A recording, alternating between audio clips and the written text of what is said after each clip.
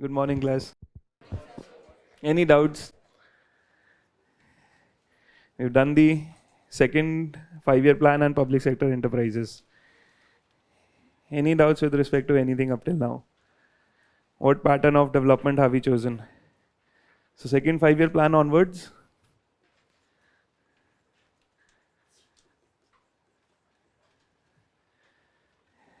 IPR, what IPR? The second 5-year plan, the state is going to invest in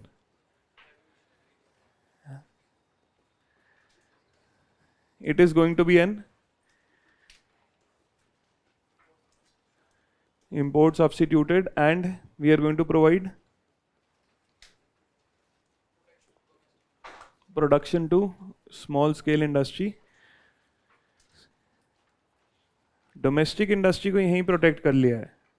When it is an import substituted industrialization, we have protected the domestic industry from outside competition. This was the major reason for import substitution, that is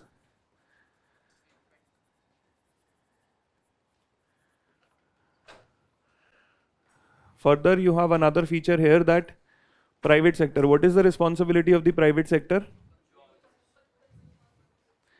The private sector is responsible for consumer good, but the activity of private sector will be heavily controlled. You have the license quota permit. Why are we controlling the activities of the private sector?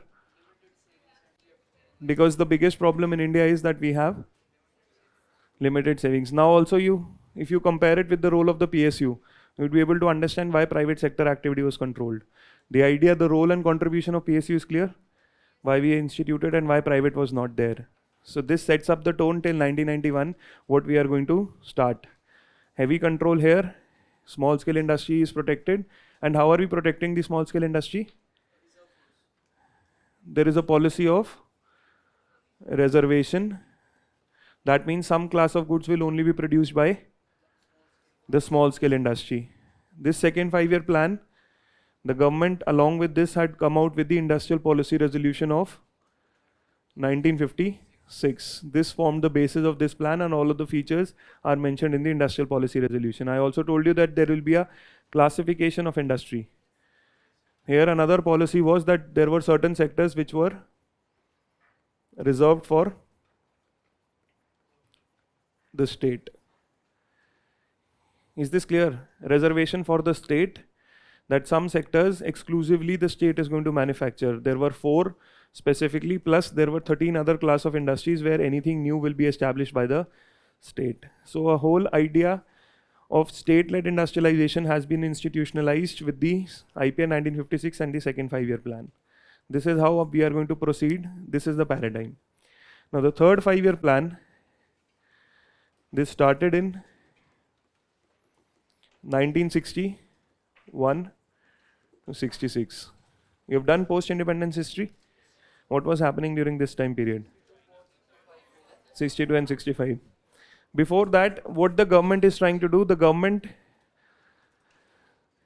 first 5-year plan has realized that the constraint on growth is what? The lack of savings. The first 5-year plan had recognized that the savings in the country are low. This is what is chopping our growth. The third 5-year plan realized that the constraint on growth is the availability of foreign exchange reserves. Why do we need foreign exchange reserves? To import. We are doing import substituted industrialization. The problem with import substituted industrialization was that there would be certain imports which are deemed necessary. There would be certain raw material. For example, India did not have oil.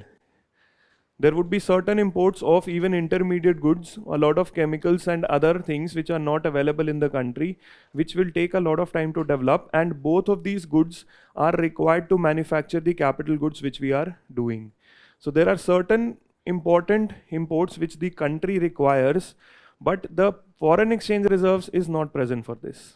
So the third 5-year plan realizes that India has a very big problem on the foreign exchange reserves front.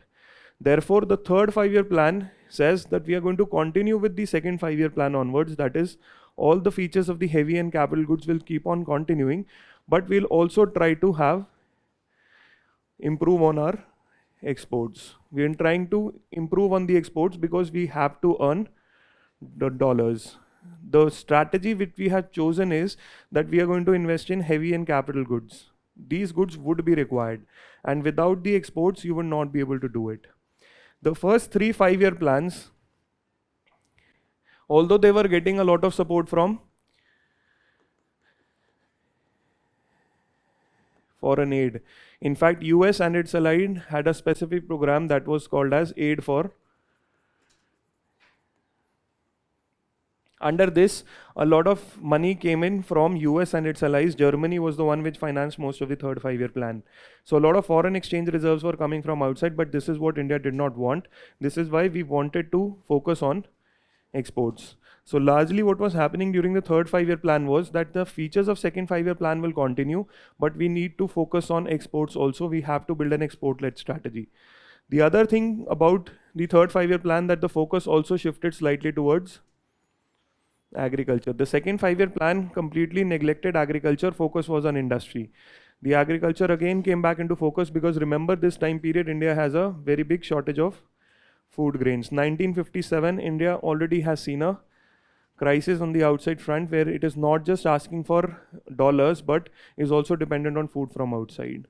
So the third 5-year plan focuses on the heavy industry, shifts focus on agriculture and brings in exports. But this 5-year plan was a very big failure. The target which we kept for this 5-year plan was 5.6, 5.7 and achieved was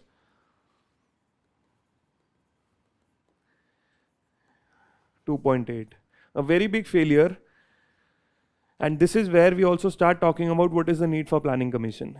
A huge failure, not getting. This was the growth which India had already got in the first 5-year plan. So despite 15 years, 5-year average is falling so low that the credibility of the planning commission is questioned. There are a lot of, within the government, there are noises that we should stop the planning commission. It is not serving any use. Now, what exactly is the reason? Why did we fail? 2 wars. One of the biggest problem here was 1962 and 1965. The first war with China, second with Pakistan. So what's the problem with the war? Because 1962, the war, was India prepared for this war? So biggest problem was that this war, India was not at all prepared. It was not even expected that we are going to have this war. After this war, a lot of efforts are now spent towards defense. This is how we are slightly prepared for this war. So 1962 to 1965, 2 wars, India spends a lot of efforts on defense expenditure, compromising the expenditure here. Remember, we are starting with a capital intensive. The moment you stop giving money here, you are going to have a problem. Capital intensive projects have a very high capital output ratio. So they will need a lot of capital in its initial years, then only it is going to give the output. So if you take the money out of there and spend here, you are going to have a problem. Then what else was the problem? And in fact, what changed after the 1965 war? And this is where we will also have to take a break in the planning. What changed in the 1965 war? In droughts was separate. What changed here? Who is financing most of our 5-year plans? More than 25% is coming from US and its allies, Aid for India initiative. What happens after 1965 war is that US and its allies are now friends of Pakistan. Now this is a problem that most of its money is coming from this country, and this country is not siding India with the war, and therefore we have a very big problem on the foreign exchange front. 1966, 1967, these are the 2 years where India faces a very acute shortage of foreign exchange reserves, and this is for the first time also that India does its first devaluation. Till now, the control of the exchange rate is with the RBI, and when the RBI reduces the exchange rate, we call it as devaluation. This was India's first devaluation. We devalued the currency by approximately 37%. And this devaluation of currency happened because of the conditionality of the International Monetary Fund is which provides you the foreign exchange reserves for any of the temporary purposes if you need. Now India has a problem because Most of its outside funds have now stopped. India does not have any significant exports. So the IMF imposes a conditionality that you devalue the currency and we are going to provide you a loan. So 1966-67, Indira Gandhi is the Prime Minister and there's a first devaluation that happens, approximately 37%. Because of the IMF conditionality, the money is not going to come if you don't do it. So the first problem was that 2 wars, a lot of effort was shifted towards defense. And we had the first devaluation because the outside conditions which were favorable to India in the first 3 5-year plans are not so favorable now. This is why after 66, that is the third 5-year plan, we also not start with another plan because we don't know how the finances are going to be arranged. This became a very big problem that US sided with Pakistan. Both Yahya Khan and Nixon were very good friends. Nixon se pehle, I told you in Green Revolution also, Lyndon B. Johnson was very much against India. In fact, for food aid also, he changed all the conditions. Ship to mouth and all the money will have to be paid in dollars. So this is why Green Revolution happened, because this was a significant shift. Is it clear? What else was the problem? 1965, 1966, you have a very significant drought. Agriculture, the production fails. So therefore the growth coming from industry, the growth from industry is not coming because the efforts have been shifted towards war. The growth from agriculture is not coming because of the production for shot down. Another problem why during this period the growth was not very stable, because India had a very few political instability, not crisis, but instability. Because in the first 15 years, roughly 51 to 64, you have the first Prime Minister whose power is completely unchallenged. We discussed how second 5-year plan, no matter what the opposition is, nobody could have challenged him in what the strategy of growth was. But now 64, that big leader is gone. Upcoming, the next Prime Minister, in fact, he is also a very strong Prime Minister. Pakistan miscalculated कि क्या ही हराएगा, so this was miscalculation कि हम सुबह का नाश्ता वहाँ और ये सब बातें. And India पहुंच गई Lahore. So they miscalculated everything, but the problem of agriculture, and the war was very imminent on him. Now he could not do a lot on growth purposes, though he did not share the Nehruvian strategy of focusing on heavy and capital goods, but he did not have any time, because the moment he came into power, you had the war and you have agriculture. This is why Jai Jawan, Jai Kisan, the problems were very imminent. So because this is why growth and development efforts could not have happened.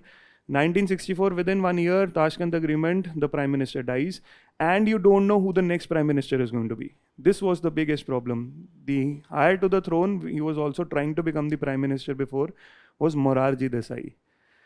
But the Congress, Gulzarilal Nanda was already gone. Gulzarilal Nanda ko Lal Bahadur Shastri also had sidelined. He was not very significant now. In fact, Indira Gandhi will bring him into the cabinet and also fire him very soon. Now, Morarji Desai is trying to become the Prime Minister, but the Congress syndicate, which is controlling the Congress right now, doesn't want Morarji as the Prime Minister. This is why they thought they'd bring someone whom they can control. That was Indira Gandhi. Indira Gandhi was a compromise candidate. The syndicate thought that we are going to control her and we are the ones who are going to run the government from behind. But within 6 months, a lot of things changed.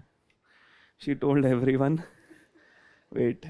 And the next 15 years is going to be the Indira Gandhi period. And we'll discuss what happened there. So this is your third 5-year plan. We are questioning the whole problem, what exactly the defense and this is happening. Is it clear what is happening in the third 5-year plan? Now, if you see the whole 15-year period, 1951 to 1966, this is called as a period of stable growth, also known as the Nehruvian period.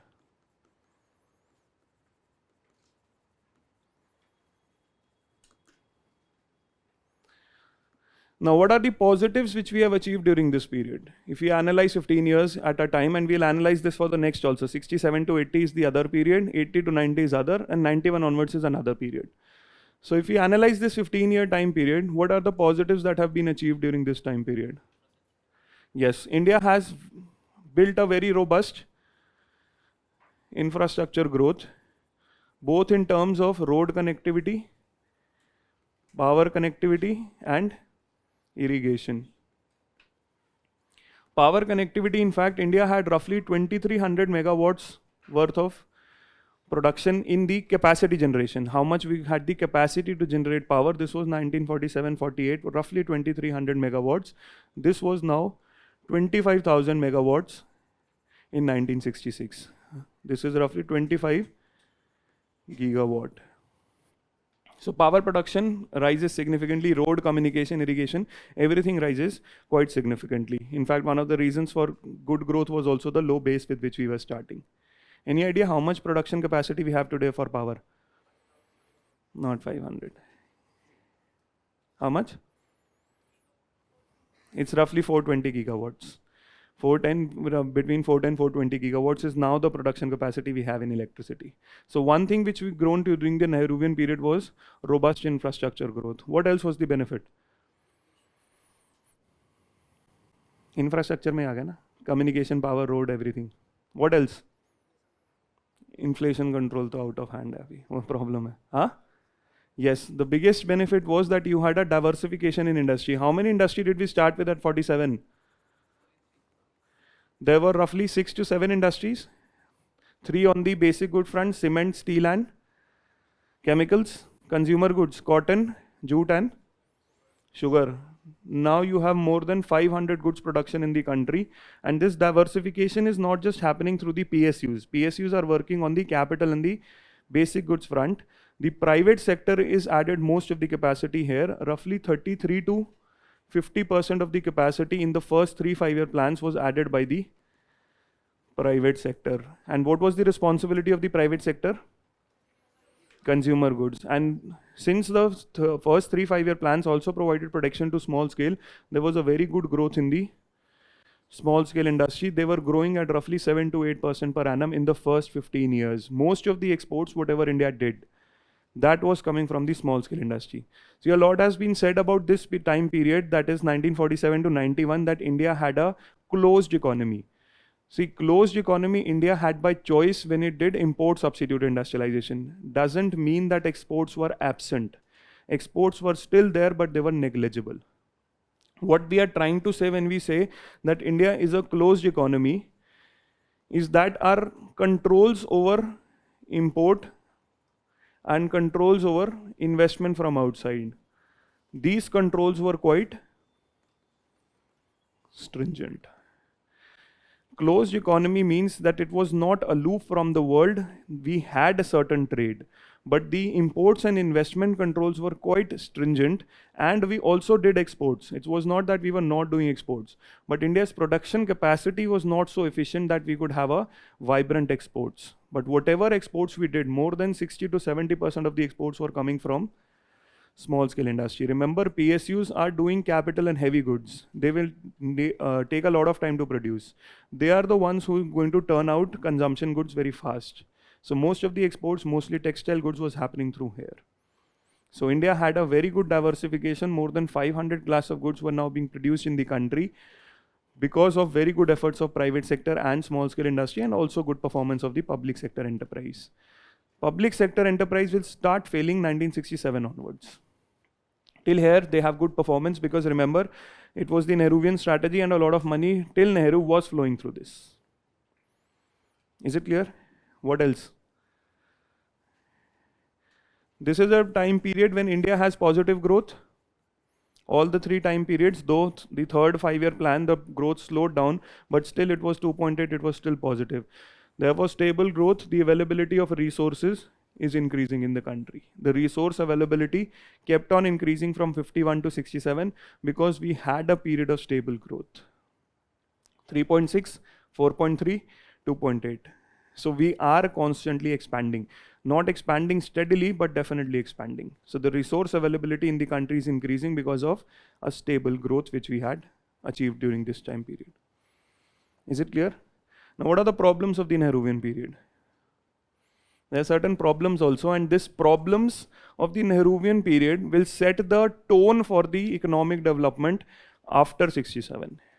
Now, what are the problems of this time period? Not self-reliant on? Yes, one of the problems was that you did not have enough. 15 years have gone and food production is not sufficient till now. What else? Droughts by food production, we still don't have enough food. unemployment jobs. The biggest problem with this model of growth is that there was huge amount of poverty and unemployment. Why there was poverty and unemployment?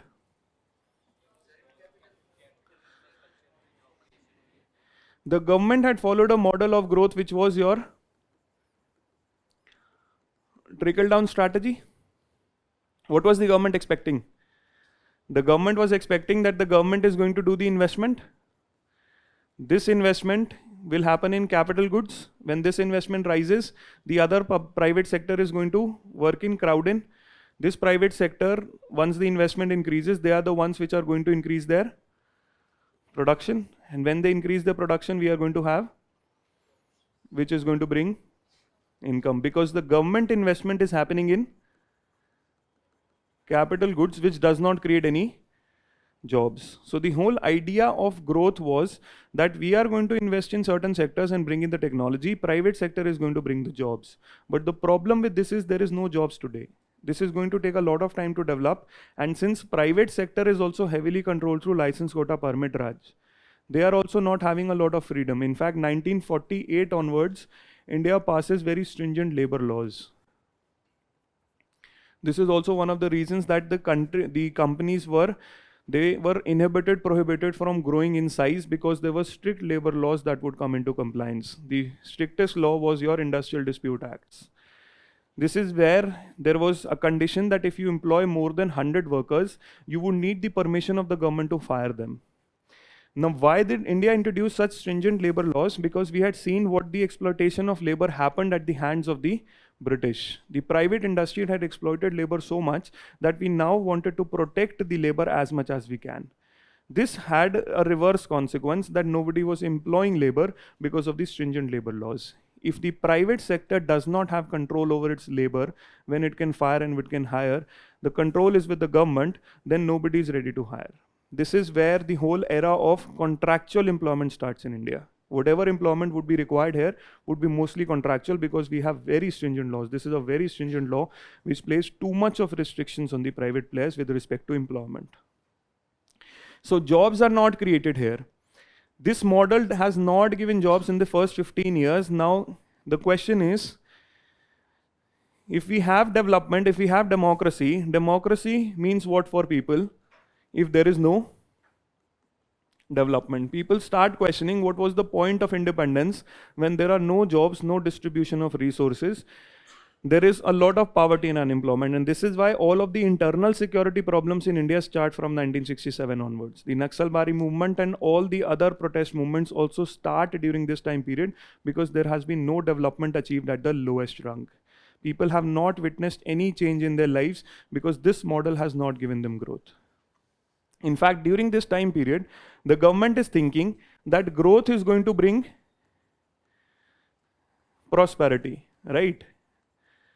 The government is not even focusing on poverty alleviation. There is no poverty alleviation scheme. There is no social security scheme. In the first 15 years, the government has absolutely zero programs for poverty alleviation. The government is not talking about any poverty alleviation scheme. Why did the government not have any poverty alleviation programs? What is the reason? First is, we are expecting, one of the reasons is that we are expecting that growth is going to bring prosperity, growth is going to tackle poverty, both in agriculture and industry. This does not happen. Still the government does not come out with poverty alleviation. Poverty alleviation schemes such as Manrega, employment generation, a lot of poverty alleviation schemes could have come. None of them were introduced. Why? The biggest problem is, where are the resources? If all of your savings are going into a capital goods sector, you don't have money for this. What are you going to redistribute with the people if you don't have any money with you? So the government was expecting that growth is going to bring prosperity, this is going to bring jobs. But this failed consistently in the first 15 years. So India was growing, we had a certain growth, resources were doubling, but the problem was that all of these resources were to be used in capital goods. PSU investment was what took major of the chunk. Not just PSU, even infrastructure. Infrastructure also requires a lot of money. So both key industry and capital industries where the government is spending money, there is no money for poverty alleviation. So there's a lot of distress that builds up in most of the areas in India, especially the rural areas, because you also don't have food. So there's no food, no basic services, and you do have no jobs. So this is where the future looks bleak. This is why, if you see the next 15 years, Indira Gandhi will come with a bang and promise Garibi Hatao. Again, she will only promise. What gets delivered is completely different. This is why you see emergency. I'll show you how the whole politics has progressed. Because she was not able to deliver anything. There were a lot of empty promises. They were not able to deliver anything. That is why the first movement started in Gujarat. The Gujarat Navnirman movement. Then it spread to Bihar. So you have a lot of unrest in Bihar and Gujarat. Why it's happening? Because now when people's education profile is also improving because of the colleges, but there's no job in the economy. So there's a lot of youth which is unemployed and also doesn't know what the future is. This is where they channelize their energy, and then Jayaprakash Narayan leads the movement, and then you have the start of what, 1975. What happened in 1975? Emergency. I am going to tell you what is going to happen. This is what she said.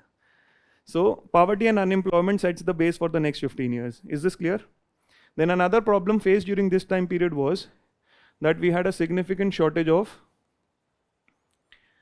foreign exchange reserves.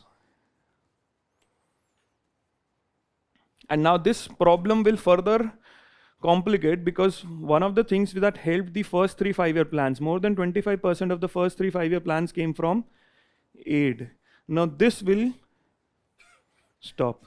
In fact, the diplomacy itself could have changed a lot of things. Indira Gandhi, when visited US for the Bangladesh war, she wanted support from the Bangladesh war, and Lyndon B. Johnson was trying to help. He showed certain concerns that Pakistan is not a very reliable ally. To counter China or even Russia, we need India. So he was trying to court Indira Gandhi, and there was a lot of good talks there.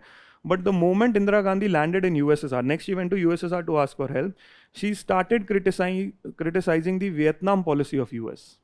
And this is where the tables turned all the more that no, India is not reliable. Because Vietnam policy was quite, in the US was quite a very big advocatory of what they were doing in Vietnam. So they could not get that criticism from India. This is where they turned the tables, and then USSR helped India, but there was not a lot of aid that was coming.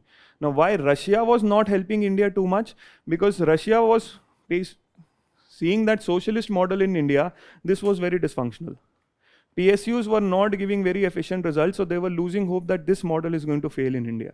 So even there the aid was not coming. US aid gone because she started criticizing Vietnam. Also US was more friendly towards Pakistan. There was a chance where she could have turned, but then nothing happened. In fact, this is where you have the ping pong diplomacy also.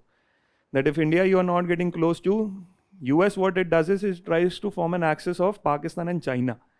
Nixon tries to bring China close to US because India was not at all friendly. So the aid stops, and Russia is also losing hope with the socialist model we are facing. So now we have a problem at hand. And domestically, there are a lot of concerns that when the growth has slowed down considerably, 2.8%, there are no jobs in the economy, agriculture is a problem. What is the need for Planning Commission? Planning Commission had only one supporter, that was the Prime Minister. Rest it was criticized because it was unrepresentative, undemocratic, wielding a lot of power. We discussed how it was distributing finances. So wielding a lot of power, it was not liked by the Ministry of Finance itself. So they tried to close down the Planning Commission, but instead the Prime Minister came up with another solution, that was a plan holiday. We did not have a plan for the next 3 years, we had annual plans. So the whole problem sets in with what type of a model we had chosen. Is this clear? Write down third 5-year plan.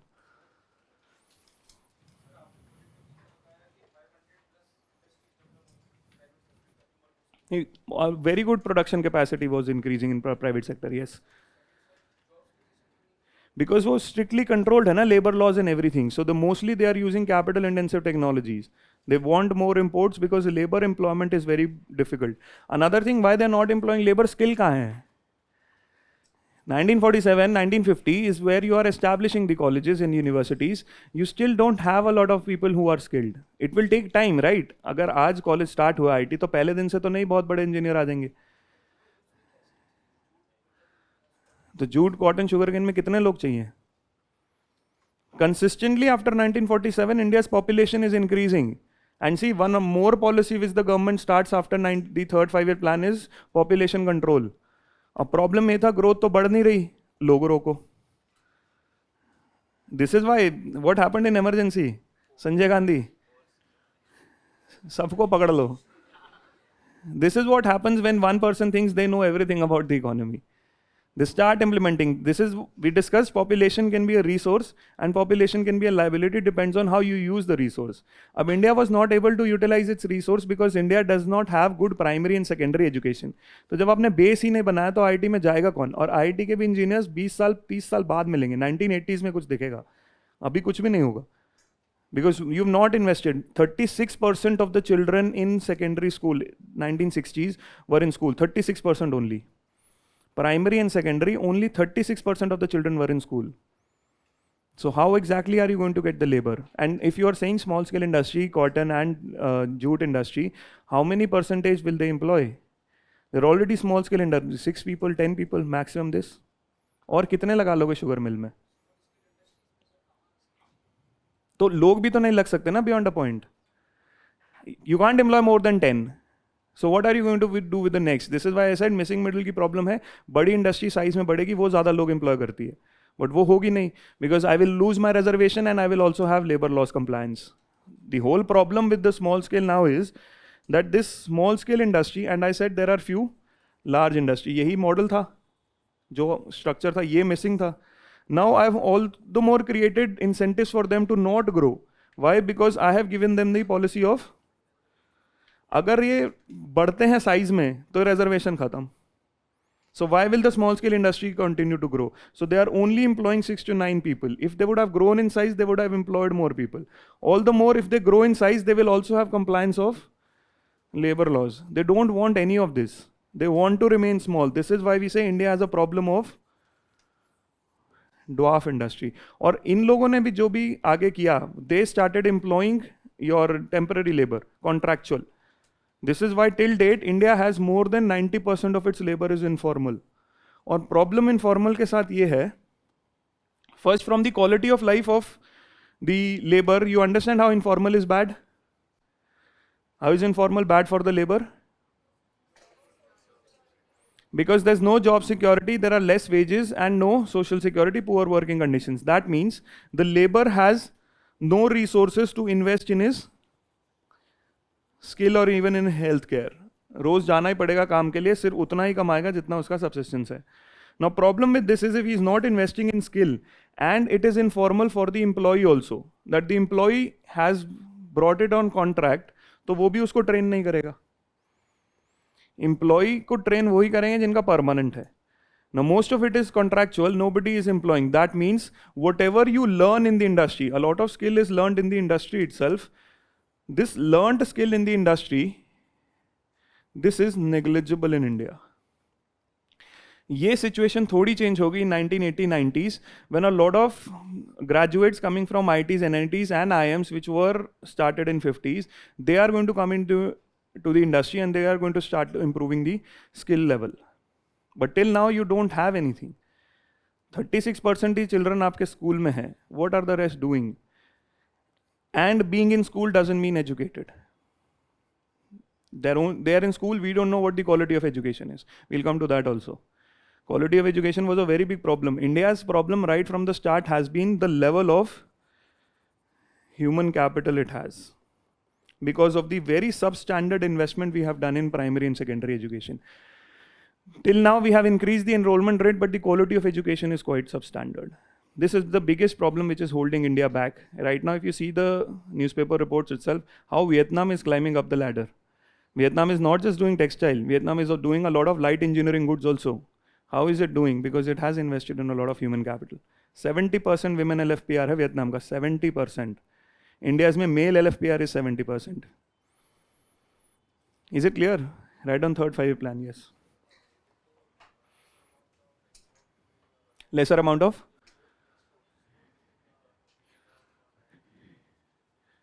No, lesser exports happened throughout. We did not have a lot of good production that we could have exported. Yes, devaluation is this meant to do this.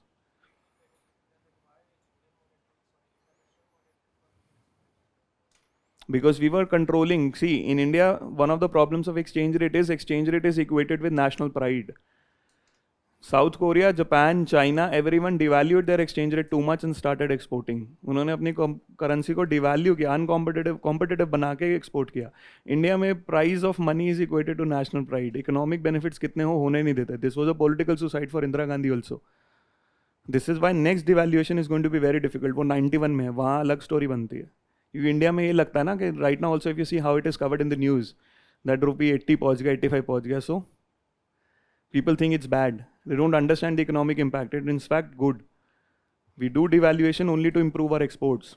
Rest of the countries, China ने 20 साल तक अपनी currency devalue करके रखी just because it wanted to export more.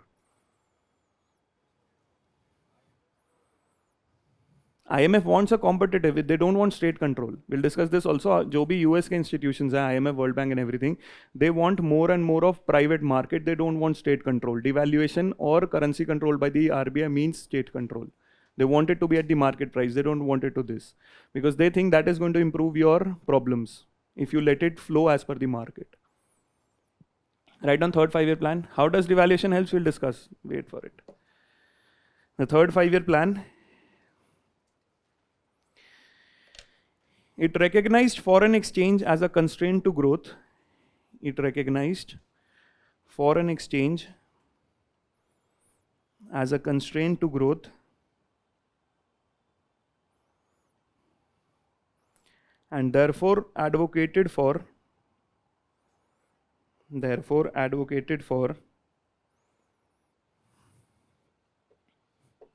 an export-led growth strategy. Therefore advocated for an export-led growth strategy. It followed the second 5-year plans.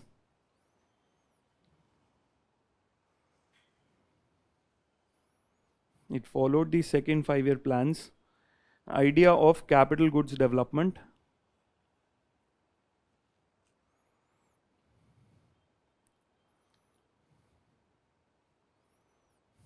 and also increased resource allocation to agriculture. It followed the second 5-year plan's idea of capital goods development and also increased resource allocation to agriculture.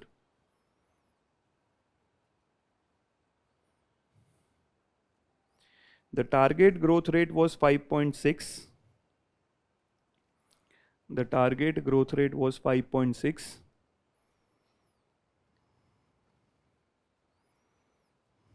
And achieved was 2.7% or 2.8%. Achieved was 2.8%. The reasons for the failure of the plan were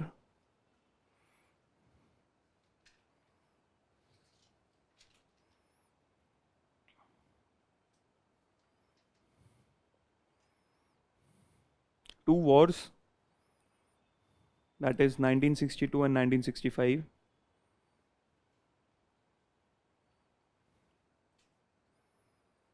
which meant the resources were diverted towards defense.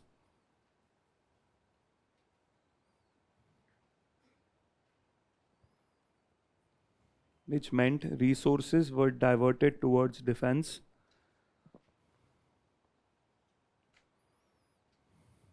Then poor performance of agriculture. Poor performance of agriculture.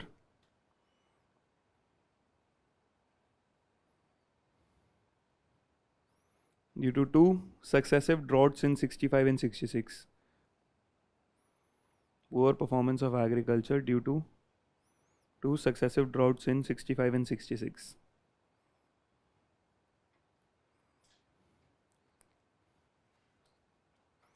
See, even we'll see this in the next 5-year plans also, that even though we had green revolution, high yielding variety seeds, but India's dependence on monsoon will continue. Why? Because irrigation infrastructure is not being expanded rapidly. Till date, you see the problem in India that if you have rains or lack of rains, right now out of the 75 districts in UP, more than 40 districts have deficient rainfall. They're on the verge of a drought. We don't have irrigation coverage. This is a problem in 2023. So your irrigation infrastructure is not expanding rapidly. You'll be dependent on what the monsoon brings to you. So now when the climate change, the monsoon is getting erratic, some parts are getting too much rain, some parts are getting no rain. India does not have a defense mechanism because the irrigation infrastructure is absent. So the problem will still remain. Next, balance of payment issues, BOP account issues. Due to a consistent shortage of dollars,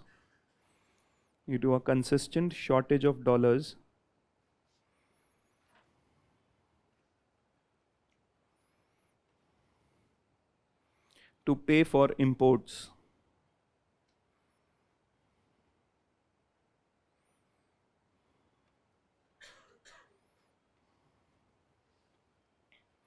Now write 1951 to 67, the Nehruvian period or period of stable growth. 51 to 67, the Nehruvian period.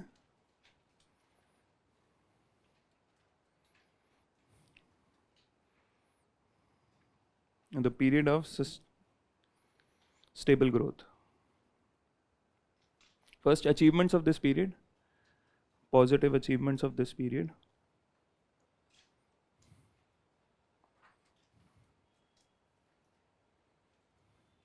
First, creation of infrastructure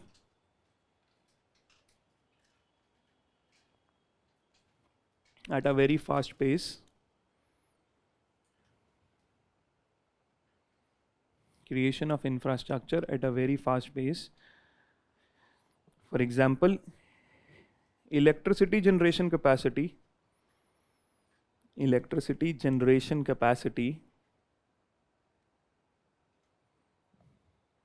increased from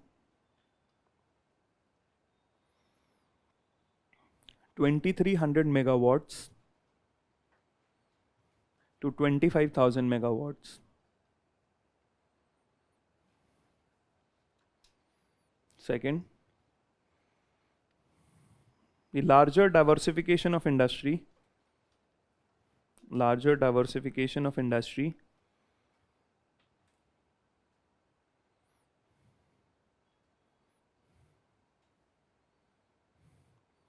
where India produced more than 500 goods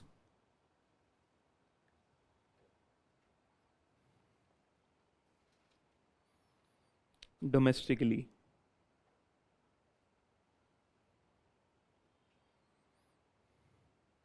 The private sector accounted for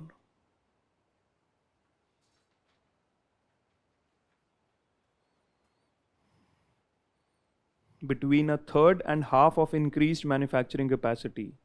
The private sector accounted for between a third and a half, that is 33 to 50% of increased manufacturing capacity.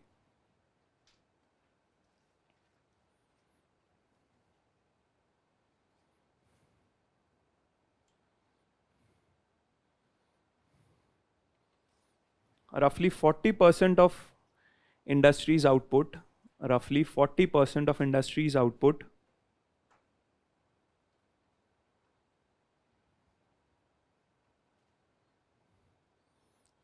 came from the small scale industry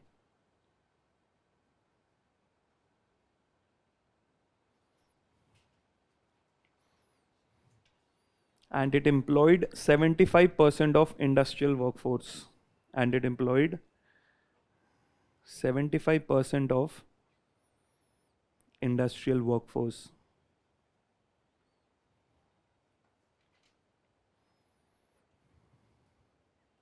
So you can see the problem. 75% of industry is in small scale. That means we are hardly creating any jobs. Remember, small scale ka biggest problem is that beyond a point you can't increase jobs. Because they will have to increase their investment, they will have to employ more labor. And the moment they do this, they are going to become medium-sized industry, they're going to lose all reservation benefits. So they're not going to grow beyond a point, and 75% of the people are in industries which are doing low-end manufacturing, doesn't have a lot of technology, not very good working conditions. Remember, good working conditions, good pay only comes when you increase the productivity, move up the value chain. Is it clear? Now, issues of this time period.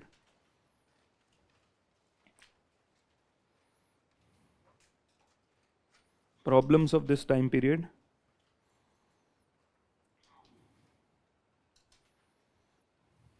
First, poverty and unemployment. Poverty and unemployment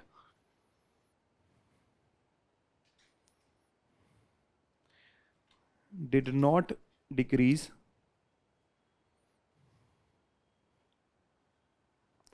as the trickle-down approach of the government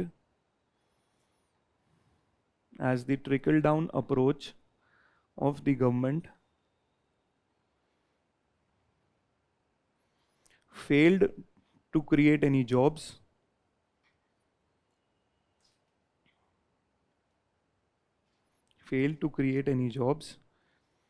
Also, the government had no targeted programs.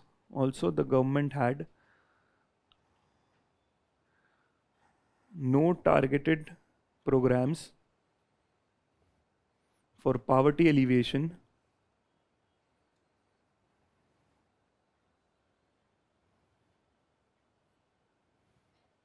due to lack of resources.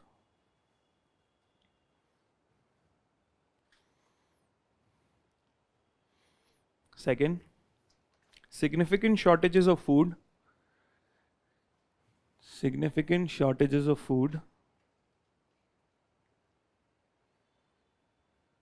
because of lack of development in agriculture. Significant shortages of food because of lack of development in agriculture. Next, a consistent shortage of foreign exchange reserves.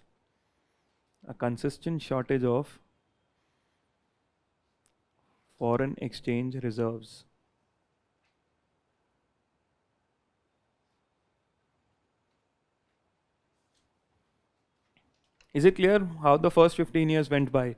Till 1967, what is the idea of development and how it failed, or what exactly the achievements were? Now the problems faced till 66, 67 were quite significant. We did not have food, we have a problem of dollar, and we don't have any. And even land reforms have not succeeded. So people don't have any. Now the problems of the first 15 years, that you started with a model of growth which required a lot of money where you did not have money.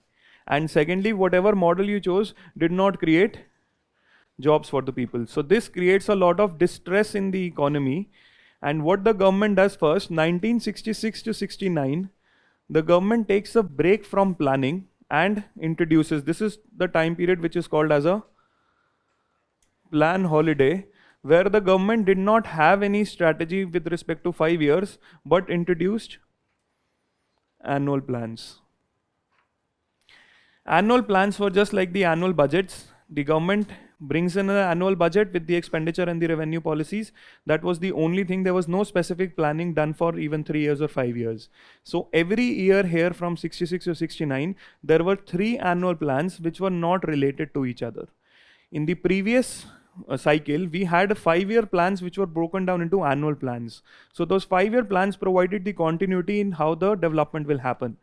These annual plans, they were standalone plans having no connectivity to each other. So whatever the problem will be in that year, we are going to deal with that problem in that specific year. We have no specific strategy of growth or development during this time for a 3-year or a 5-year period. And the only thing that the government does in this 3 years plan holiday was the implementation of the new agriculture strategy, which was nothing but your high yielding variety program. In these 3 years, there's no other significant development happening because of a lot of political instability, and also the problem of food was very significant because now you can't depend on aid also. So both of these things combined, industry, infrastructure, everything can wait, but food cannot. So the only thing that happens during these 3 annual plans is the implementation of the new agriculture strategy or the high yielding variety program. Right now, it is not called Green Revolution. Remember, Green Revolution is a result. The result of this is the Green Revolution, when in 1971, India's food grain production is going to rise from meager 70 million tons to more than 108 million tons. 310 is today. So it is going to increase significantly in 1971. So we are going to say that India got green revolution in the 4th 5-year plan. So you can have this statement in the prelims itself that India witnessed green revolution during which time period. It was not 66 to 69. 66 to 69, the plan was adopted for green revolution. Impact was seen in the 4th 5-year plan. So 3rd 5-year plan onwards, we have a 3-year plan holiday where nothing is happening, only a new agriculture strategy, that is high yielding variety, where high yielding variety was introduced for rice and wheat. We have already discussed this in agriculture. Is this clear? Now come the 4th 5-year plan, 1969 to 74. Now this is a very critical time period for India, because now the problem of food is solved. The problem of food is solved because of the green revolution. Now question is, how will the growth and development come? And this is why now political leadership is very important. This is the time period when the excess politics starts in India. Right now there's no constituency which is being targeted by either the center or state government for special development. Everything will start here. Why?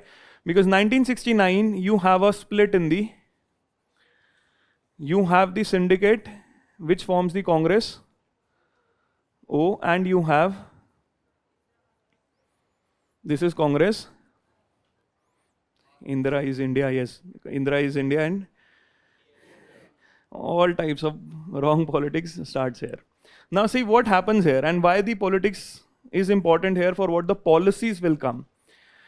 Now first she wants to break away from the syndicate because the syndicate wants to control her, thinks that we'll be able to run our policies through her. But this doesn't happen. She wants to carve out its own politics. And what Indira Gandhi realizes here is that whatever support there is in the people, it is of a party, not of a particular leader. Especially after Jawaharlal Nehru and Lal Bahadur Shastri, there's a very big vacuum. So whatever the people accept, they accept the symbol and not the individual. So now she starts cultivating a personality of her own, directly linking to the people. This is where she takes help of a forum which was already there. That was the Congress Forum for Socialist Action. They were also called as the Young Turks. Chandrasekhar, part of this Congress Forum for Socialist Action, he will become the Prime Minister later also. Breaks away from the Congress later.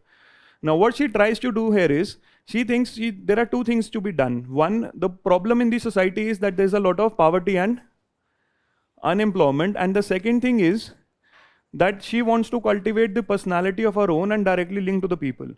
So both of the things can be achieved by one thing, that you turn all the more socialist. Now the focus of this Congress Forum for Socialist Action is to start policies which focus on redistribution. Till now, in the first 15 years, we have only talked about getting growth. These next 15 years, we'll talk about giving more and more of redistribution. This is where Garibi Hatao, this is where redistribution will happen. Now for doing this redistribution, she tries to come out with few policies. One of the most significant policies that started implementing during this time was, a new vigor was thrown into land reforms. 1971, there is a Chief Minister's Conference for improving the implementation of land reforms. The land ceiling norms are lowered, they are strictly implemented, and some of the land gets redistributed. So first thing she realizes, directly connect to the people through such type of policies where the benefit reaches the people directly and the people know it is not the party but the leader who is giving it. So now redistribution politics starts in the country. First thing which they do is more focus on land reforms. In fact, before land reforms, what they had proposed was that we need to nationalize the banks. Now this was a highly inefficient move seen from the government. Why? Because most of the banks right now were in the hands of private and they were giving money mostly to the industry. Most of the money was being flown into the industry for their development. Hardly any money was given to agriculture or even small scale industry. Two fields which were giving most of the money, that was industry and the trading activities. Industry, 1965, industry received more than 1000 crore rupees in terms of loans from private banks. Agriculture received only 5 crore. So one thing was to bring the banks under the state control so that we have better resource distribution to agriculture and small scale industry. So 1969, 14 banks are nationalized who have assets more than 200 crores. So 14 banks, we'll discuss nationalization in detail when we do banking, not 250 crores. So 14 banks were nationalized during this time so as to do redistribution. Another thing that was brought in here was she abolished the privy purses. In fact, an unintended consequences that happen here because of this policy of nationalization of banks. Now, if you see this nationalization of banks, and this is where the era of criminalization of politics start. 1970s is the era, 70 to 80, where a lot of criminals will enter directly into politics. Till here, they were not entering directly, they were only providing finance. Now they will enter directly. Why? When she does nationalization of banks, the people who are holding the banks, they are the private sector, mostly will then go towards the syndicate. Now she's creating a policy which is pro-poor, but against the capitalist class which is present in the society. Now the problem, what she understood was that if I nationalize the banks and these private sector, they're not getting good compensation, they're unhappy, they'll give most of their funds to Congress. Oh, and this is where she might lose the election. So first she brings the CPI together with her to make the government more stable. And the second thing she does is she bans all types of political donations in the country. Now that means no political party can take any type of private donations legally. 1969, just the Nationalization Act was passed. Another act was passed which stopped all types of political donations happening from the private parties. Banning something doesn't mean the thing stops. It went underground. For few years, when this activity went underground, a lot of people realized then we are giving money which is not white, which is black. Why can't we contest the elections ourselves? And this is where criminalization of politics starts, 1970s onwards. And it has been increasing since then, because if the money activity given is illegal, then why are we not electing? Why are we not contesting? This is where the activity increases. And the politics is so contentious right now, 67 onwards, state politics is also becoming very fractious. Congress is losing support. They start distributing, every political party starts distributing tickets on only one factor, that is winnability. No ideology politics, no development, nothing. The only factor how tickets are distributed is the winnability of the candidate, which mostly dependent on how much money he could spend. This is where muscle and money power come into the Indian politics on a very large scale. This is when it starts. The levels will keep on increasing every election year. 1989 is when your finance minister, VP Singh, he reverses this decision, but the damage is already done. 20 years is a lot of time for people to bring into the elections. And also, now even if you are giving the true model of like a favorable thing that white money can be given, but still black money is more comfortable. So criminalization of politics starts because of the nationalization of banks. This policy, a lot of money and muscle power comes into the Indian politics. So fourth 5-year plan brings it one focus, that we need to redistribute and also prevent the concentration of wealth. There is no talk about investments in industry. What type of growth or development are we seeing in the future? Now the whole focus on redistribution and prevention of concentration of wealth. Another thing that happened during the fourth 5-year plan, since we could not bring in a lot of growth, the government starts talking about family planning. And in a similar year, 1971, Indira Gandhi attends the Stockholm Conference. So we also start talking about environment sustainability. Plus, Green Revolution is already witnessed during this time period. So no significant focus on industry, but now focus on prevention of concentration of wealth through better implementation of land reforms and nationalization of banks, and environment sustainability and family planning. The fourth 5-year plan came out with a target of 5.7, but achieved only 3.3%. Now failures will start on compiling. Why did this plan fail? 1971 war. What was the implication of 1971 war? The biggest problem of the 1971 war was that there were more than 1 crore people who had come in the country. Now see how the two policies are working. हम अपनी population रोक रहे हैं and the neighbor sends in 1 crore people. In fact, this is the reason why India jumped into the Indo-Bangladesh war, the Pakistan-Bangladesh war, because this problem was getting out of hand. And this problem stays in India till date. 1971 NRC and all related debates are centered around the people who came during the war. This is what the cutoff date is in the Assam's NRC, 1971. So first problem is that we have significant resource crunch because of 1971 war, but this was not a problem. Very big problem. What else could be the problem? There was another significant thing that happened during this time period. Private industry वो तो regularly flow fund कम होगा, but what else? अभी start नहीं है social schemes, 5th 5-year plan में होंगी. Redistribution, land reforms और nationalisation से ही हो रहा है. Now we talked about how we got green revolution. 1971 saw record amount of grains in India. 1972 to 1975 India faced significant.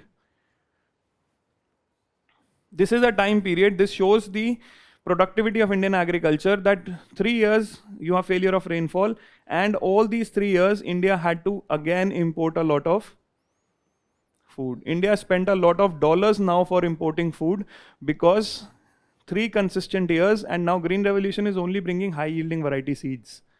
There's no support against this. So 3 years of consistent drought, and this is what will lead to the emergency. Because agriculture is failing, job creation abhi bhi nahi hua hai. Redistribution policy depends a lot on how the politics redistributes it. Not everyone will get it. And another problem during this time period, India is dependent on oil. 1973, OPEC gets formed and OPEC increases the oil prices. So again, burden for combine the supply shortage and increase in the prices of oil, India sees a significant amount of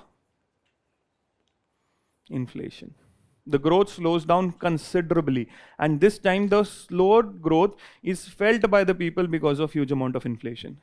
There is a huge amount of unemployment in the country, and together with it you face the pressures of inflation. 1975 the problem gets out of hand and we have the emergency.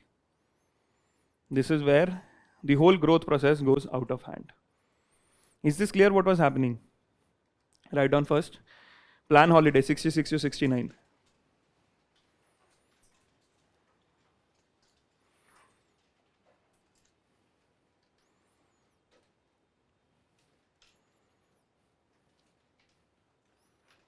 Plan holiday 1966 to 69.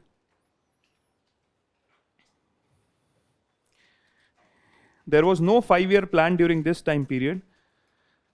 There was no 5-year plan during this time period.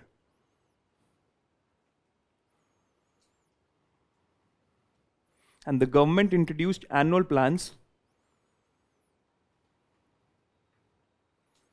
The government introduced annual plans for each of these 3 years.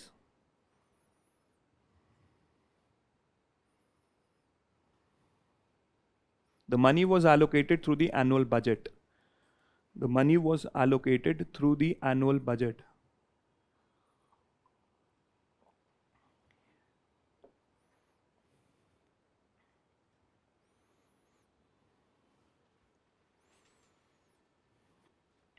Next, right? The focus of the government here was agriculture. The focus of the government here was agriculture.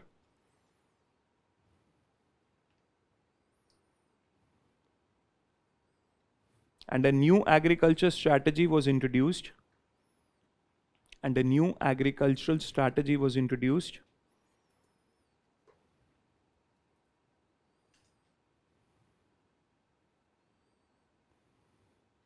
Where the high yielding variety seeds were provided to the farmers.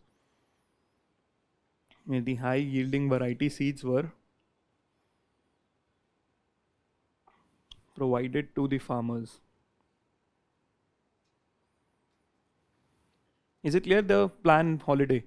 Annual plan, standalone budgets, nothing related to each other. Next 4-5 year plan, 69 to 74.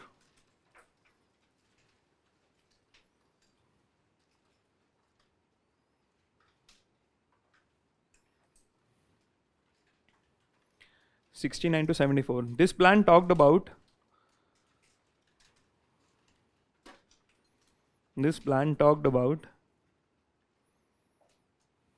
prevention of concentration of wealth,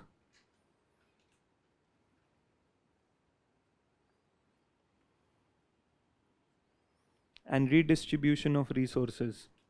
Prevention of concentration of wealth and redistribution of resources.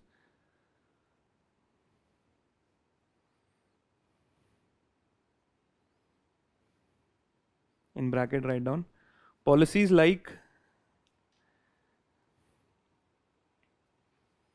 nationalization of banks,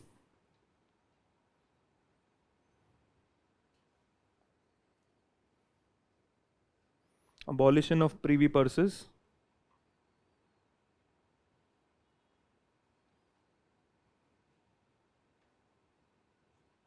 and a renewed focus on land reforms,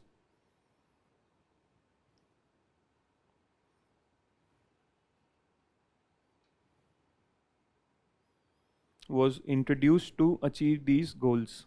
Was introduced to achieve these goals.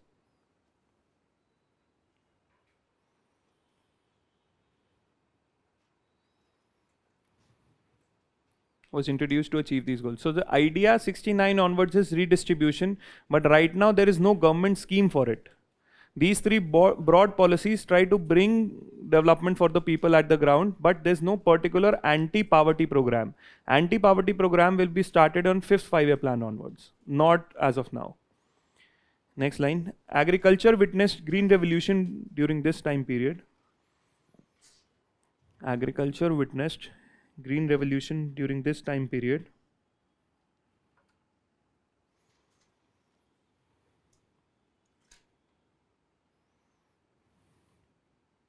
Where the food grain production increased to 108 million tons. Where the food grain production reached 108 million tons.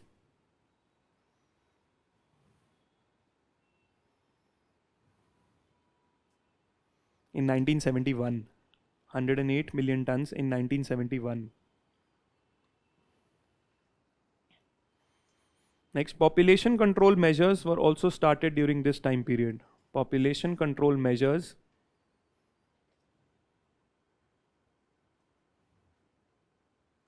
were also started during this time period.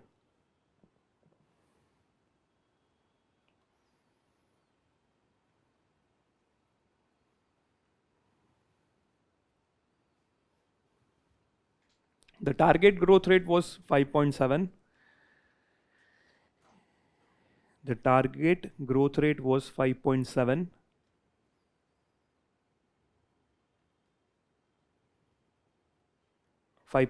And achieved was 3.3.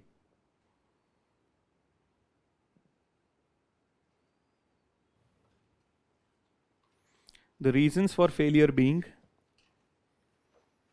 the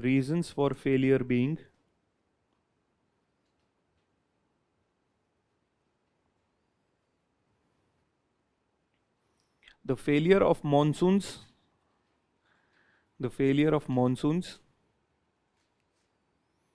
in 3 consecutive years from 72 to 75.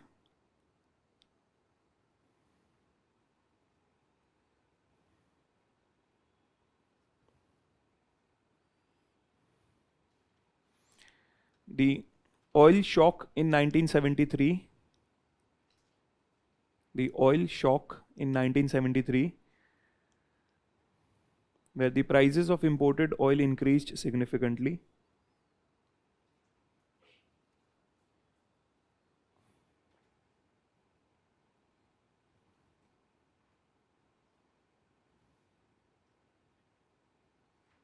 And third, the influx of refugees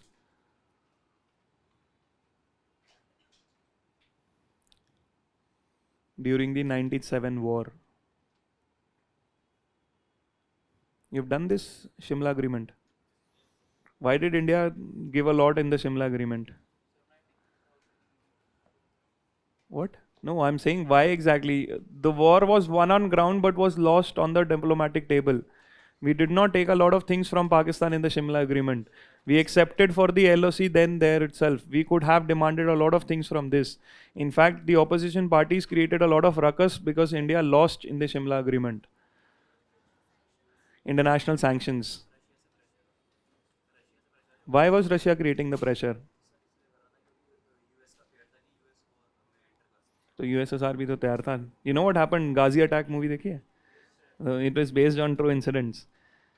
And the aircraft carrier came in the Bay of Bengal, US. सामने से USSR आ गया था, तो बच गए थे. Why did India accept? It was not a very good agreement. India had won the war, could have taken a lot of concessions from the Pakistani side, but did not do it. We lost on the diplomatic table. Why? USSR pressure. What is from USSR pressure? नहीं वो तो we could not have done that because the first attack came from Pakistan, Western Front. In fact, Prime Minister was making a speech somewhere. She was in Lucknow or Kanpur somewhere in UP and she had to travel back. तो वो traveling का भी बड़ा सोच के गया था कि बॉम्ब ना फट जाए. अंबाला पे अटैक हो गया था. So there was already an attack on the Western Front from the Pakistani side. In fact, there's a lot of stories on this 1971 war also. India was already prepared. Mukti Vahini and everything, India was already prepared. And the role, a lot of times, it's reported in the media that General Sam Manekshaw played a very important role. Sam Manekshaw said that we wanted a war, but he was introduced very late in the scene. The plan was already made. Indira Gandhi had already planned for everything. More credit to the war goes to Indira Gandhi because she went for USSR support and everything was already prepared. How do we have to train the forces and everything? In fact, two of these, both Mukti Vahini and also your India's peacekeeping force. Before peacekeeping force, the Liberation Tigers of Tamil Eelam, Prabhakaran was also trained in India. Shimla के पास नारकंडा में there is a training camp of SSB. Now the paramilitary force. तो यहाँ इन्हीं paramilitary BSF और SSB के training camps में ही both Mukti Vahini and the Liberation Tigers of Tamil Eelam had been trained, both of them. Prabhakaran was trained in India and he is the one who killed the Indian Prime Minister.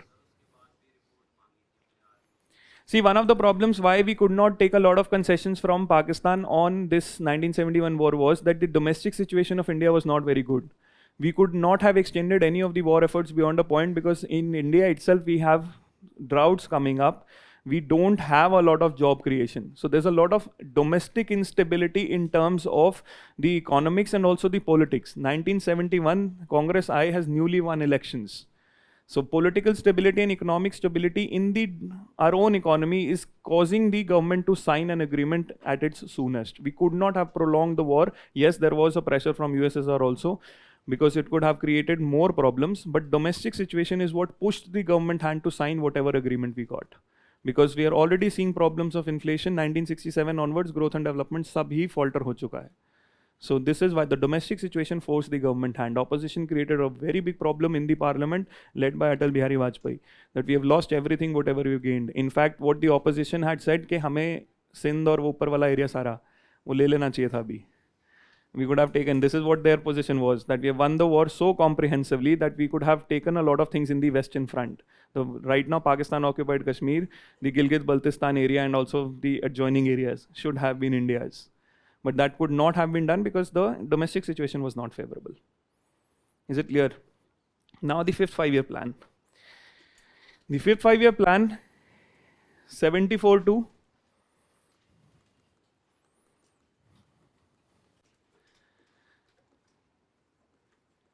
77. Why? Because 77 the government changed. Janata Party will come to power. Yes, Congress R tha, Congress I ban gaya. I just wanted to show the significance of Indira Gandhi. The fifth five-year plan focuses on three things. That we have to generate employment.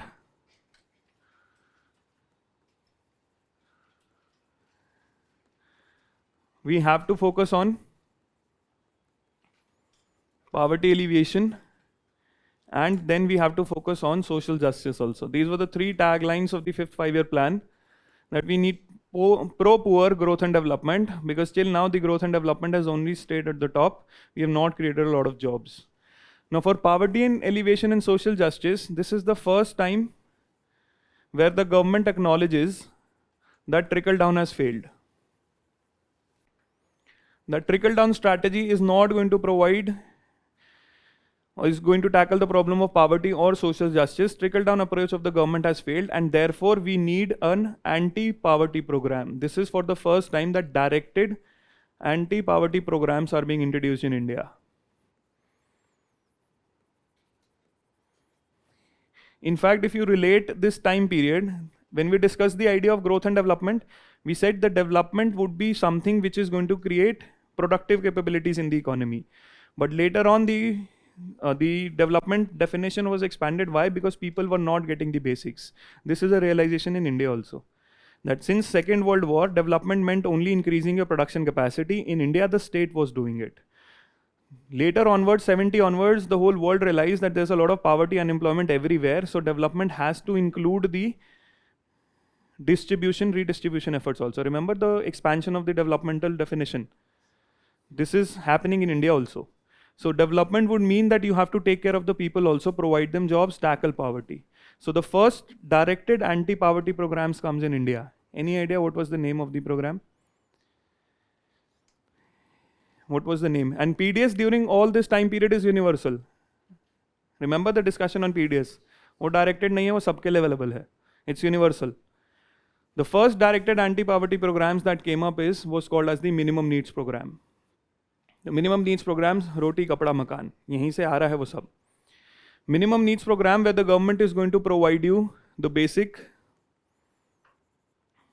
healthcare, is going to provide you food, is going to provide you. So range of basic programs. The idea was not basic, the idea was whatever minimum you need is going to be provided to the government. So the first anti-poverty program in India starts in 1975 during the 5th five-year plan, which is called as the minimum needs program. For employment generation, the government shifted to another strategy. The whole 5-year plan was now shelved off because 1975, 1st June, we have the proclamation of. Now, why does the government proclaim emergency? What is the reason for emergency proclamation? Raj Narayan case meant what? She cannot contest elections. Why she cannot contest elections? Her previous election was null. And can the Prime Minister or any minister not stay 6 months without being a MP? And she cannot get a Rajya Sabha seat from somewhere.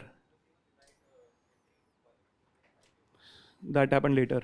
वो कांग्रेस के बाद हुआ था, जनता party ने किया था वो ban, jail भी करवाई थी. She was put in jail for 1 week also for disrespecting the parliament. The same time, Sanjay Gandhi and some of its friends hijacked a plane. छोड़ो इनको पहले. And a lot of things happened during this time. So why is emergency proclaimed?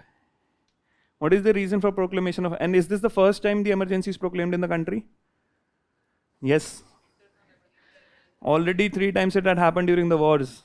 External disturbance. This is the first time when internal reasons की वजह से the emergency is proclaimed. Even the cabinet does not know, the president does not know. Within 1 day, gone, signed with the president, and it is done. All of the political leaders are in jail. Everyone. जो young Turks थे जिन्होंने ये Congress Forum for Socialist Action बनाया, सब. Chandrashekhar Rana, everyone's in jail. Say anything, jail. Ramnath Goenka, सब jail. Why? In fact, this is the time period when she strengthens the Preventive Detention Act also. She passes a law, Maintenance of Internal Security Act, MISA. It has an interesting story also. Lalu Yadav's eldest daughter is Misa Bharti because he was in jail under MISA, Maintenance of Internal Security Act. This emergency highlighted one debate in India which is present till date, that India has too much of democracy.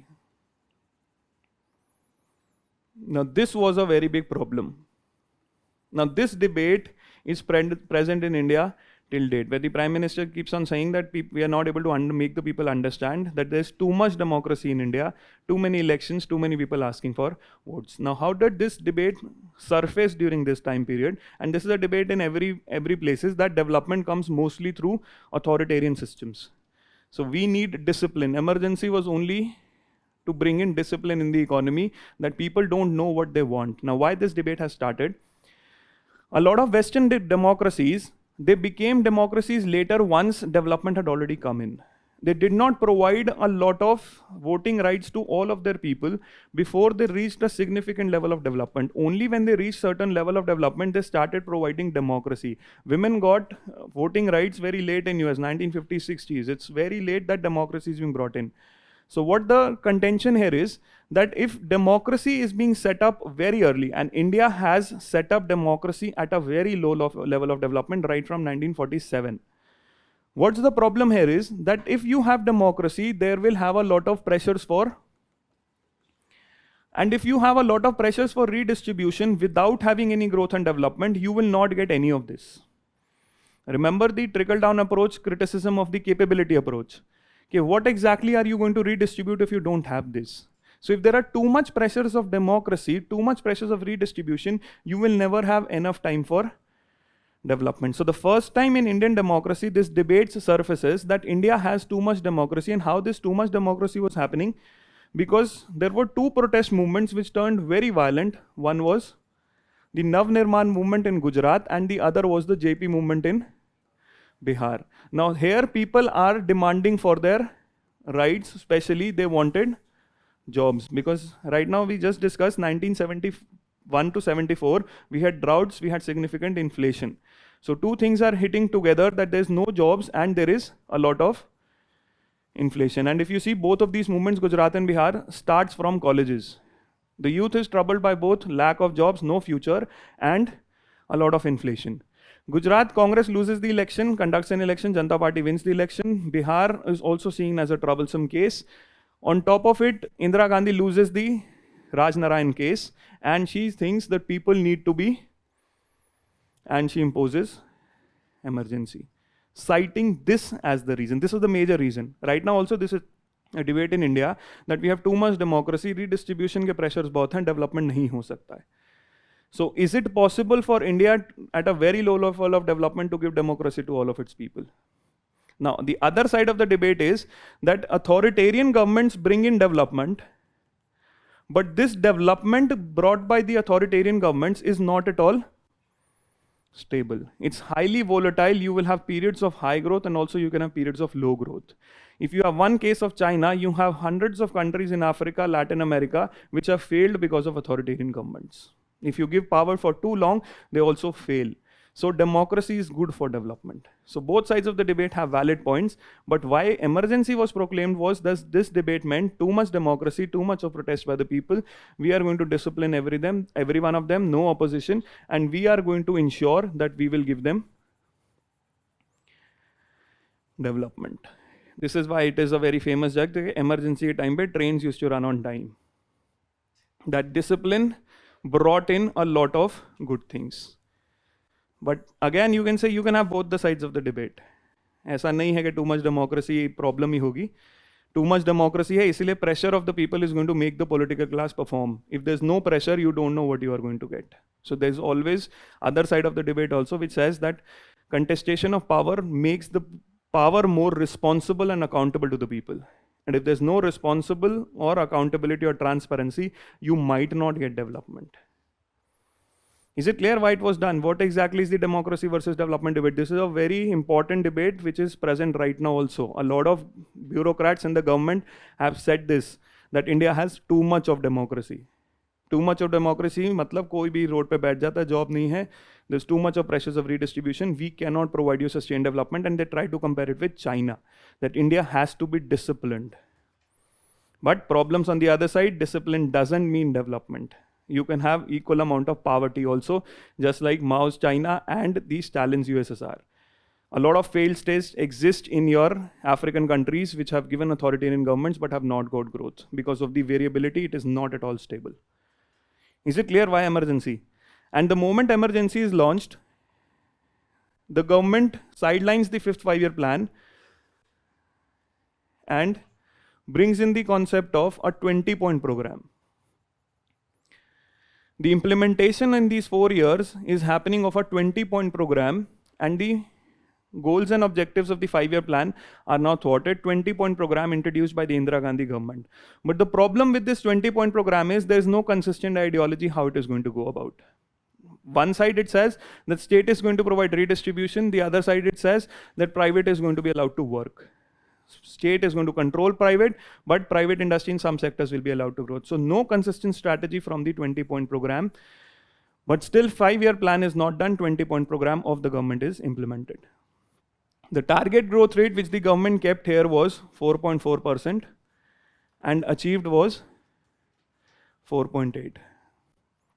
Some of the things that worked in favor of this government was that no disruption in the industry, no labor union movement, there was consistent growth, and there was no failure of rainfall in the next 4 years. 74 to 77, the agriculture performed well, and therefore we got a growth rate of 4.8%. Industrial growth rate has been seen more than 10% in this time period. But again, these numbers of the emergency time period are taken with a pinch of salt. We don't know whether the numbers were true or not. Planning Commission says this, so we're going to go with this. So the fifth 5-year plan, mostly implementation of emergency, and there is 20-point program and the minimum needs program, that is for social justice. 1977, the government calls for election and the government gets defeated. Why did she end the emergency? This is a very big question. When everything was going so good, everything was in control, the opposition was in jail, what's the problem? Why did the elections were called out? Because of mass movement by the people. Everyone's in jail. Who's mobilizing the people? Everyone. There is no mobilization at all. Sab jail mein hai, sab. Anyone who thinks about mobilization is in jail. Even thinking is not allowed. Emergency, you know how infamous the emergency was? Another very famous case where Article 20 and 21 were also established. What's the name of the case? H.R. Khanna was the dissenting judge. ADM Jabalpur. Even the Supreme Court is in her control. She wants to control everything. A.N. Rai supersedes 3 of the Chief Justices and becomes the Chief Justice of India. She's trying to control everything. Judiciary went against her. Judiciary is now under control. ADM Jabalpur is a very big black mark on the judiciary. That Article 20 and 21, right to life, gets suspended during emergency. Only one dissenting judge, H.R. Khanna. Now, why did she call for it? And Janata Party comes to power. The biggest problem was not her confidence that she thought that the emergency is famous with the people and she might win the elections. The thing was that the global image of Indira Gandhi would be hurt because this was an authoritarian government. You are going against the democratic principles. She was more concerned about her global image, that India is seen as an authoritarian government in this time period. In fact, there are a lot of jokes in emergency. Atal Bihari Vajpayee was in AIMS. He was getting treated for some ailment. So he talked to one of the politicians who came to meet him and he said, okay, who's the number 2 in government? Lady is number 1, who's the number 2? He said, lady is number 1, rest is number 10. There's no number 2, there's lady is number 1. There's no number 2, number 10, sab baki. Now, Janata Party government, various coalitions, only one thing that is holding them together, that is hatred towards Congress, Indira Gandhi. They won the election, but the problem is who will become the Prime Minister. There are 3 candidates for becoming the Prime Minister. One is Morarji Desai. The second is Charan Singh, who was bringing a lot of parties. And the third was Babu Jagjeevan Ram. Jagjeevan Ram is one who tilted the favor in the Janata Party government because he was a very strong and a very famous Dalit leader in the Congress government. A firm supporter of Indira Gandhi, but he left Indira Gandhi after emergency because he had sensed she's going to lose elections. Shifted parties came here. Now, problem here is when you have too many parties, you don't know what to do. Janata Party, everyone's fighting to become the Prime Minister. Finally, Jayaprakash Narayan chooses Morarji Desai. Charan Singh is not happy. He's made the Home Minister. And Charan Singh will become the Prime Minister here, but with Congress support. He breaks up with Janata Party and within 2 years, he takes Congress support and for very few months, he becomes the Prime Minister. But then Indira Gandhi takes away the support and calls for election. and she becomes the prime minister again. Now, why this is happening? Jagjeevan Ram was first said that he was a strong face. Morarji Desai had a strong case because he was a minister in the union government. Jagjeevan Ram was also, but Jagjeevan Ram was a favorite of Indira Gandhi, so they could not trust Jagjeevan Ram. So he was disenchanted ke bane nahi prime minister. Now, problem with this Janata Party government was that Janata Party government had absolutely no economic vision. The Janata Party government had only one vision, that was to reverse whatever Indira Gandhi had done. Politically, if you see, all of the constitutional amendments she brought, everything was reversed. 42 se 44th, everything. And she was also put in jail for disrespecting the parliament. So politically, they knew what they had to do because the changes she had introduced in the polity. But problem is, how do you reverse her economic vision? Because now Indira Gandhi is directly relating to the people and she is talking about hitting poverty, inequality and unemployment. The fifth 5-year plan has already, the fourth in fact has set the tone where she is directly relating to the people. Now this is something you can't reverse. You can only give more. You can't reverse the direction. So whatever they did here economically was distribute more to the people. For example, Charan Singh first became Home Minister, then became the Finance Minister, gave a lot of money to the agricultural class. But there was no economic vision how they would grow. What they brought in a policy was, the policy was that we are going to have a rolling plan. Now, what is the idea of a rolling plan? First, we are going to have a plan for the present year. This is through the budget. Then for the midterm, we are going to form a plan. This is going to be for 3 to 5 years. And then we are going to have a perspective plan. This perspective plan is going to be the long duration plan, that is 15 to 20 years. They started criticizing the Gandhi-Nehru family that they've only brought development for few. We are going to improve by bringing this approach. Now, what was this rolling plan approach and how it was different from annual plan? The present year, whatever the targets they are going to set for the economy, if the targets are not going to be achieved, these targets are going to be rolled down into the next year to bring in line with this. In the midterm, this plan would be implemented. Every year, the target will be rolled down into the next year, what is not achieved here. So this is different from an annual plan, that the targets were rolling for each year, which had to form in line with midterm and with the perspective plan. But there was no coherent economic vision with respect to how this is going to happen, where the money is going to be allocated. And this is why in 1980, they lose the election. And 1977 to 1980 is a time period where consistently India witnesses negative growth rates. Why she came back yet again was this. -3% तक negative growth rates पहुंच गए थे. In independent Indian history, there are only 2 time periods when we have negative growth rates. One is around 1948-49, but then we did not have a government. 1966-67, when we had droughts, war, and the aid stopped. But this is a consistent -3 time negative growth rate because there is lack of economic vision. No money being given to industry, we don't know what industry is going to be developed. In fact, this time period got so infamous, 2 of very big MNCs, multinational companies, left India. George Fernandez, the industrial minister, asked the secret formula of Coca-Cola. Ye batao bhai, kya hai ye? And Coca-Cola ka everything is the secret formula only. They don't have anything apart from that. So 2 companies, Coca-Cola and IBM, leave India. The business environment is so difficult, the labor union movement gets very strong during this time period, which was earlier also strong, and consistently the industry starts failing. Agriculture, green revolution only in few parts, no other development otherwise. The industry starts failing because of no economic vision what has to go.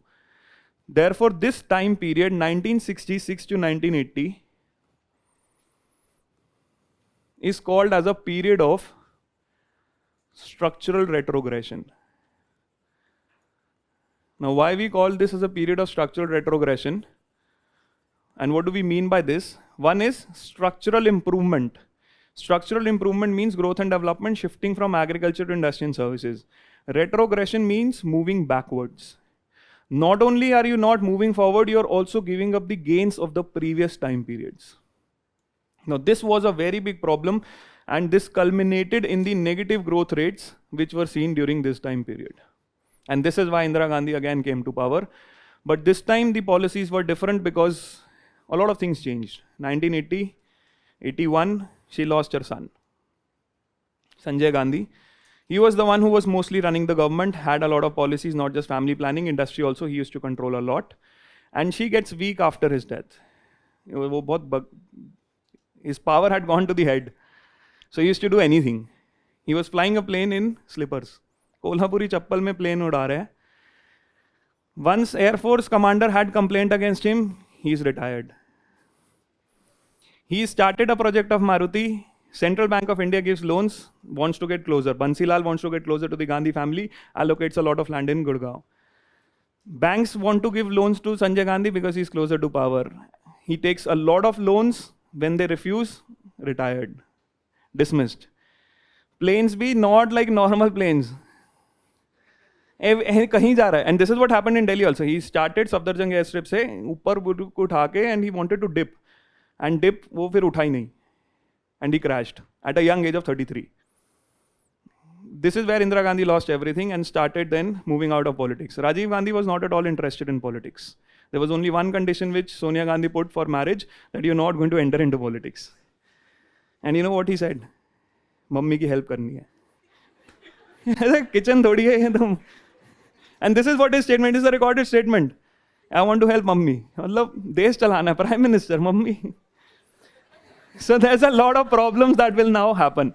See, this is why 1980 to 1990, the family runs the politics, mostly Rajiv Gandhi, 85 onwards. He has an economic vision, but he's a political novice. He doesn't know how to run the politics of the country because he doesn't know how there are different axes of doing politics. Indira Gandhi was a trained politician. She got a lot of time for development under her father. She had a lot of time to develop. She understood it and she knew what power, how she had to operate. He did not know, Rajiv Gandhi, how to do it. He had an economic vision. He knew how country could develop, introduced a lot of changes. But he did not know how to manage the politics of the country. And this is why 1989, Yogendra Yadav calls it that the second democratic upsurge, where two big changes happen in Indian politics. First, caste gets predominant in India. A lot of political parties based on caste start coming up. Both the SP, BSP, the party of Lalu Yadav, and everyone starts coming up. Janata Party breaks down. And the other was religion. Mandal and Kamandal politics gets introduced in India mostly because of what Rajiv Gandhi unleashed in 1985. And this is where the whole Indian politics scenario will change 91 onwards. But yes, he had an economic vision. Politically, he did not know anything. This was a problem. Your mummy ki help karni thi. 84 she left. Write down 5th 5-year plan 74 to 78. Abhi karunga na discuss. I'll tell you how she created problems. Right now, I've just given you a brief framework. She introduced a lot of laws and how she killed the economy, I'll discuss here. 5th 5-year plan, 74 to 78. 77, हाँ भाई. Time period 5 सोचा था, but हुआ नहीं. Focus of the plan was employment generation,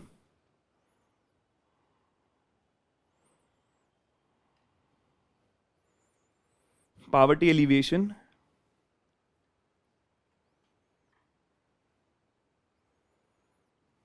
and social justice.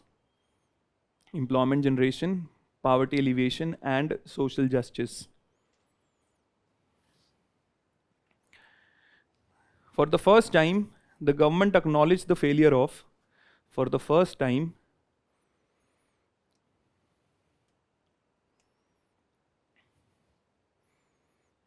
government acknowledged the failure of the trickle-down approach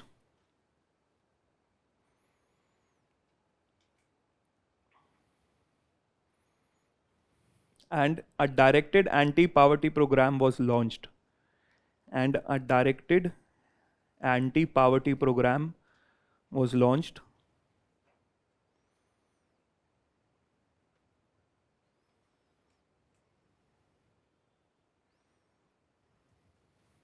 Which was referred to as the minimum needs program.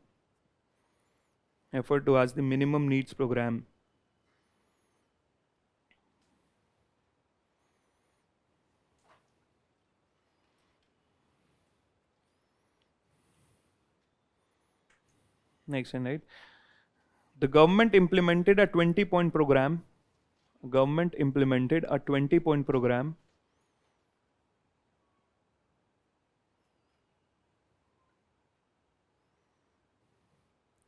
during this time period.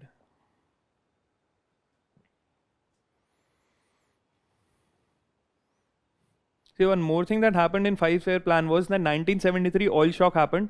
So 5th 5-year plan, the government also says that we need to focus on domestic energy resources. We can't be dependent on outside oil. Domestic energy resources have to be developed, primarily the renewable energy sources. So the first time domestic energy resource receive a push under the 5th 5-year plan. So you can write down domestic energy resources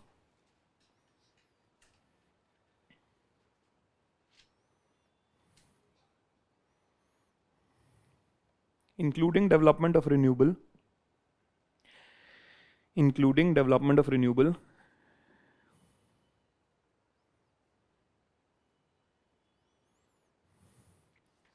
were allocated resources during this 5-year plan. Including development of renewable were allocated resources during this 5-year plan. The target growth rate was 4.4. Target growth rate was 4.4.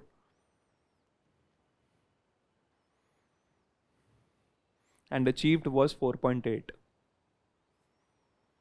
The target growth rate was 4.4 and achieved was 4.8. Next slide, rolling plan, 77 to 80, rolling plan.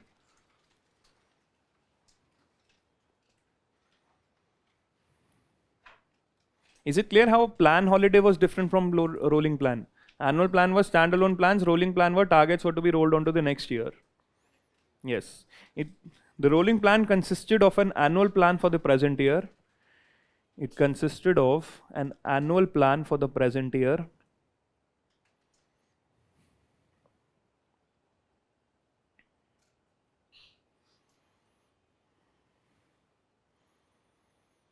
A midterm plan for the next 3 to 5 years.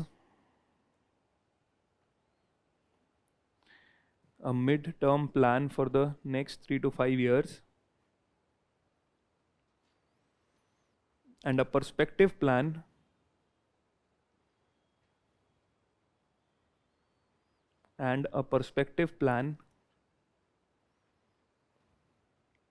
for the next 15 to 20 years.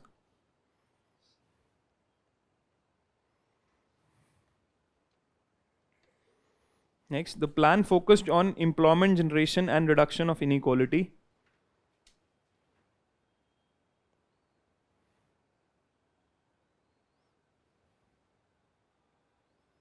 The plan focused on employment generation and reduction of inequality.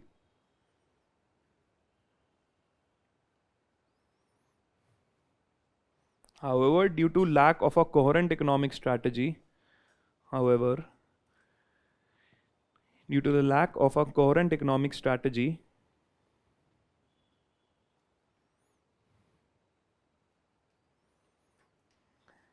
the period witnessed negative growth.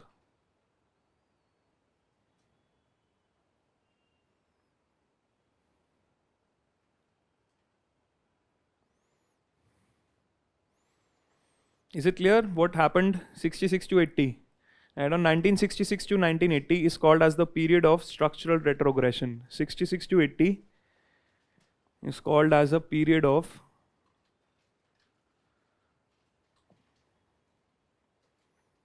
structural retrogression.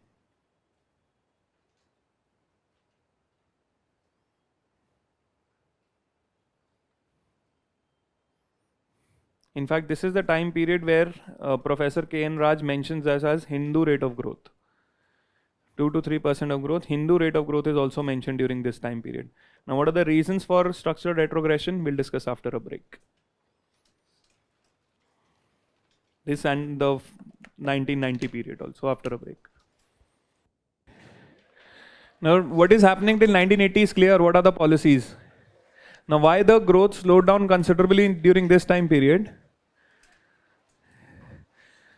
The policy of the government during this time period is more of redistribution before growth can happen. Now, how can the government redistribute? This is where the government starts controlling the private sector all the more strictly. The control over private sector, because the government is saying from the 4th five-year plan onwards that we have a lot of concentration of wealth. We have a concentration of income. The concentration happens in the private sector. So now the government wants to strictly control the private sector, and the conditions for license, quota, permit, whatever the condition, the regime the government has set in, this becomes all the more strict. And when this becomes all the more strict, the decision making which the business has to do, this slows down considerably. When there's no decision making happening, that means the capacity which they have created, they can't utilize because the government is not giving them any permission. The system, this becomes a bureaucratic Raj where the bureaucracy gets a lot of powers to deny permissions. And when you have the denial of the permissions, and this is where the rot in the bureaucracy also sets in. Because discretion is with the bureaucracy, the people who are closer to the bureaucracy or the political parties get the permissions, and those who are not getting any permissions. This is where bureaucratic corruption. 1947 to 67, this is called as a time period where bureaucracy was the steel frame. It becomes a plastic frame here onwards. क्योंकि वो mold हो सकता है जैसे आप ऐसे दो. This is where the whole culture of red tapeism sets in the government. Remember, most of the production in the first 15 years is coming from the private sector. Now we have delayed private sector by not giving them any permissions. We have delayed everything for them. On top of it, and this is also creating a situation of rent seeking, bureaucracy seeking rents so that they can provide you the permits. Everything is controlled. Not just the license, that is the start of business, what technology you use, every part of your business is controlled. How much you will produce, that is the quota set in. And the permit, what is the permit required for? If you want to raise capital, permit is required for transportation. Permit is required for imports, permit is required for exports. All types of activities of businesses are strictly controlled by the government because the government thinks private control is the one which is leading to concentration. This is the problem of inequality. We delay the decision making, plus we also increase the cost of business. Why? Because we have established an environment of rent seeking. You provide the money to the bureaucracy, you provide money to the political parties, you get all of the permissions. So the cost of business is increasing and also the decision making is slowing down. So the private industry, which was producing roughly 33 to 50% of industrial capacity, including the small sector, is considerably slowing down. This is not just slowing down because of the permit Raj, this is also slowing down because the PSUs started failing. PSUs which were growing well in the first 15 years, their growth rate also started plummeting. Now why would PSUs not perform? What is the reason for PSUs not performing? The biggest problem was, where is the capital? Because most of the money is now spent towards redistribution policies. The PSUs are starved of capital. Plus the problems of PSUs also emerge. The problems we discussed, pricing strategy, underutilization, decision making is not happening, political appointments, you have poor choice of projects. All of these combine and the PSU's growth rate is bad. Now when the PSU's growth rate is going down, you have a problem. PSUs are investing in what type of goods? Heavy and basic goods. That means if PSU's growth rate is not good, they are not giving these goods. These goods are required for performance of. अगर steel नहीं आएगा तो cycle कैसे बनेगी? So this time period sees consistent shortages of even basic goods. People have money, but there is consistent shortages. Therefore, this time period has significant amount of inflation. There are shortages because PSU is not able to provide it, and the private sector is not getting the raw material. Permits also a problem.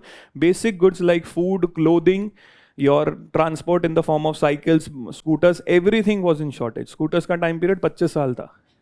There was a joke during this time that if a girl is born in the family, abhi scooter book करा लो, शादी तक शायद मिल जाए. Dowry is very common in India. This is what the thing was, that you are going to take at least 5 to 10 years to even get a simple cycle, because steel ही नहीं आएगा तो cycle का बनेगी. सारी चीज़ों का permission you have to take here. So there's a consistent shortage. In fact, all of the mafia that gets sets in India here, Mumbai and all, they're only smuggling basic goods. Haji Mastan was a smuggler of perfumes, shirts, shoes, because Indian economy had a consistent shortages. Drugs and all they shifted later. Dawood Ibrahim sabka start hua smuggling of the basic white goods which people need, because this economy is not able to perform. The government is skeptical of the private sector, controls them strictly. The government also introduces an act to control the large private sector. The government thought the large conglomerates are the one which are creating the most problems, and this is where the government brings in a law which is called as the Monopolies and Restrictive Trade Practices Act. This is your MRTP 1969. Now the idea of Monopolies and Restrictive Trade Practices Act was that monopolies, that is the role of Competition Commission now, they are the ones which are exploiting the people the most. So now if you want to expand your business, if you want to do a merger or any of the activities which is helping you grow your business, you will have to take permission from the MRTP Commission. And the bar that was set at what level you have to take, companies having a turnover more than 20 crores have to take a permission from the MRTP Commission for any purpose. That is to expand, to give even wages to your CEO. कितने stocks दे रहे हो वो भी आप MRTP Commission से पूछोगे. So the small businesses or the medium businesses are controlled through the basic license quota permit Raj. The large conglomerates in the economy are being controlled through Monopolies and Restrictive Trade Practices Act, where for any purpose you have to take permission of the MRTP Commission. So a complete bureaucratic Raj is being installed by this government, where everything is to be permitted by the government itself. So a lot of delayed decision making, you can't provide any goods. So the industrial activity is considerably slowed down because of the poor performance of PSUs and the strict control over the private sector through MRTP and the license quota permit Raj in general. The foreign investment, the government is skeptical. The government thinks the foreign control is taking away most of the resources from outside the country, from the country to the outside world, to their own domestic countries. So the government, to control this, brings in a law, that is Foreign Exchange Regulation Act of 1973. The FERA 1973, this is again a very restrictive law which tries to control two things. One, it tries to control the amount of investment coming in the country. Now what this law said, any of the MNCs that is working in India, Coca-Cola, IBM, anyone, they have to reduce the level of control in the company to 40%. That means 60% of the control will be in the hands of an Indian private player. Your control in the company can only be 40%. Coca-Cola not just went because of the secret formula, but earlier itself it was planning to exit because Coca-Cola did not want to reduce its control over the company to 40%. IBM did not want it to relinquish control that they were giving 60% to someone. In a company, if someone holds more than 51%, they have the decision-making power. So if you are asking me to dilute my shareholding to 40%, that means the company loses control over their company, the whole subsidiary which they have created here. So this was the first thing which they were skeptical of foreign investment, reduce this. The another problem in India was that there was a huge amount of shortage of dollars. So the government thought that the private players or even the individuals in the country should not be allowed to use dollar because they might use the scarce dollar for wasteful purposes. So how much money the private sector could do if they want to set a joint venture abroad, if they want to borrow money from abroad. This is a joint venture, you will need dollar. For example, Tata buying Land Rover. You can't use rupees to buy it. External commercial borrowings, that is if you want to take loans from outside. If individuals want to go out for education or healthcare or any other purpose, all of this activity, the use of dollar was restricted through the RBI. Whenever you get export payments, how much you will convert and what price you will convert, everything was controlled by the RBI. So the FERA provided two important regulations, that the foreign direct investment can only be 40% and you cannot use the dollar without the permission of the government. You know how much was allowed to send outside for education? How much dollars? Right now the limit is 2.5 lakh dollars. This is the right now limit how much you can take outside. You know what was the limit in 1974? How much maximum you can take out? Only 500. और उसके लिए भी RBI के बाहर एक महीना camp लगा के बैठना है कि शायद परमिशन मिल जाए.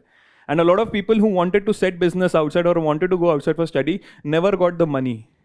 So the opportunities to leave India to study were very less. इसलिए brain drain 91 के बाद significant हुआ because FERA was replaced by FEMA, where there is a liberal money you can take out. This is why people are going out. Earlier businessmen who have spent a lot of time outside, you listen to their stories, they'll tell you how RBI ने कुछ नहीं दिया. हवाला करवाया सबने, which is illegal transfer of money. So the government is skeptical of private players, the government is skeptical of the foreign investments, reduces the FDI, that is how much you can own in a subsidiary, and also does not allow the use of dollars. On top of it, the government also controls how much imports are going to come in, because the problem is dollars. अगर private players को imports लाने दिया तो dollars कहाँ से आएंगे? So they strictly control the imports, and on the second hand, taxation is what their tool is for redistribution. They'll significantly increase the level of taxes so that they can redistribute more. The highest amount of corporate tax in India here was 97.75. This is the tax which you have to pay. The highest slab was more than 75% for personal income tax. Such was the taxation system that in 1977, you know how many people claimed that they were earning more than 10 lakh rupees? Earning more than 10 lakh. How many people would claim that they are earning more than 10 lakh in 1977? Only 4 people in the country. Ab taxation itna high hoga, who will claim? This is why. If you put too much taxes, who will do business? Imagine getting 100 rupees of profit and 98 rupees is taken by the government. Are you doing business for 2 rupees? This is what the situation is for the corporates. Already so many controls and you tax them more. Remember, everything is being done. Why? Because the government wants to redistribute. 1966, the government, 69 onwards, the government is thinking about redistribution. So जब growth नहीं होगी तो redistribute कैसा होगा? So we are tackling concentration and we want redistribution. The government strictly controls the imports through various regulations. You have a very high import duty. The average import duty in India was roughly 250 to 300%. The highest import duty was more than 1000%, 10 times the price in India. The government also imposed quota limitations. More than 3000 items were outrightly banned. And even if they were allowed after a license. Nobody could import if they did not have a license. Because the whole problem the country was facing was we did not have dollars. So we controlled the use of dollars, we restricted the amount of imports you can do. Now see the situation from a private player's perspective. The private player who wants to produce, first he has to take all types of permission. You have the license and also all types of permit. Then to improve your technology or get the raw material, the PSUs are not supplying you the raw material and you can get it through imports. But imports pe duty is 300%. 3 times the price you are paying, even if you get the license and you have the quantity permission. Plus, if you are a big player, you are restricted completely under MRTP. To improve your business, you can also not bring foreign direct investment in your company because their limitation is they can't invest more than 40%. So the whole idea of this private sector activity is controlled. Why? Because the government thinks the private sector is leading to PSUs. The government stopped because the government is now starting with their own schemes. This is how the whole economy faced problems. And this is this control regime which the government built. This is where you have complete control of the government over the bureaucracy. This is where how corruption in the bureaucratic system starts. This is the birth of red tapeism. Yes, red tapeism existed also during the times of Nehru, but the bureaucrats of that time period had seen the national movement. So they had certain values where they wanted to help the people, where they wanted to see the nation grow. Now this generation of bureaucrats only have learned how to make money, because the government has given them a lot of systems where they can make money. This is how the whole idea of red tapeism, because I have control. Red tape means not giving the permissions. And I have the system of rent seeking by the bureaucracy, that is corruption. I'll give you the clearance if you pay the money. So this delays the whole private sector activity. Foreign investments are not allowed. You are controlling everything. Therefore, the economy sees a lot of shortages. Not just growth slows down, but the economy is also seeing a lot of shortages. This is what I said in the beginning. Socialism also means equal poverty. And this is where people have to wait even for the basic food items because of the government control system that exists. Telephone line लगाने के लिए 5 साल लगते थे. The basic telephone line, 5 years of waiting time period. All of the goods had considerable shortages, and if the demand was good, you would see huge amount of inflation because of this whole system. Because at the top, there was one person who wanted to control everything. He wanted to control the election finance, he wanted to control everything. So this is the system which he installed. There was a rationale, but how it got implemented led to a lot of poverty and unemployment in the country. A lot of problems in the country till 1980. Is this clear? How period of structural retrogression? Period of structural retrogression means that you're not improving, but you're also giving the past gains. Retrogression, पीछे जा रहे हो, जितना पहले कमाया है वो भी सब खत्म कर रहे हो. Whatever PSUs you have built in, these PSUs itself are facing failures. They are not able to produce the basic goods. Your private sector, which was giving you a lot of manufacturing in the previous years, this has also stopped. Jobs तो पहले ही नहीं थी, growth और कम हो गई. So that means now what gets formed here is that you will have the political class and you will have a beneficiary. And this is what is called as the access politics. कि जिसका access है यहाँ पे उसका काम हो रहा है. Broadly, there's nothing being done because the system is created such that they control the access to all of the resources. This is how period of structural retrogression, and this is the time period we also called as the Hindu rate of growth. Now, why it was referred to as Hindu rate of growth, or what was the reason? The economy was roughly growing at the rate of 2 to 3%. And the population growth rate was also 1 to 2, or in fact 2 3%. India in the initial 30 to 40 years saw significant rise in population. That means per capita GDP is almost 1% or even less. That means India is not at all growing. Population भी उतना ही grow कर रहा है जितना economy. That means there's no growth effectively that is reaching the people. This is what is referred to as a slow rate growth or Hindu rate of growth. Any idea why Hindu rate of growth? And it's nothing to do with religion as such. Any idea why it is referred? Professor K.N. Raj made this statement. Raghuram Rajan again has said that we are entering into a Hindu period of growth again because the rate of growth is slowing down considerably. Even before the pandemic, 5% growth aa gaya tha. Considerably slowed down, which he called as Hindu rate of growth. Any idea why? Majority of population what? Majority of population is nothing to do with religion.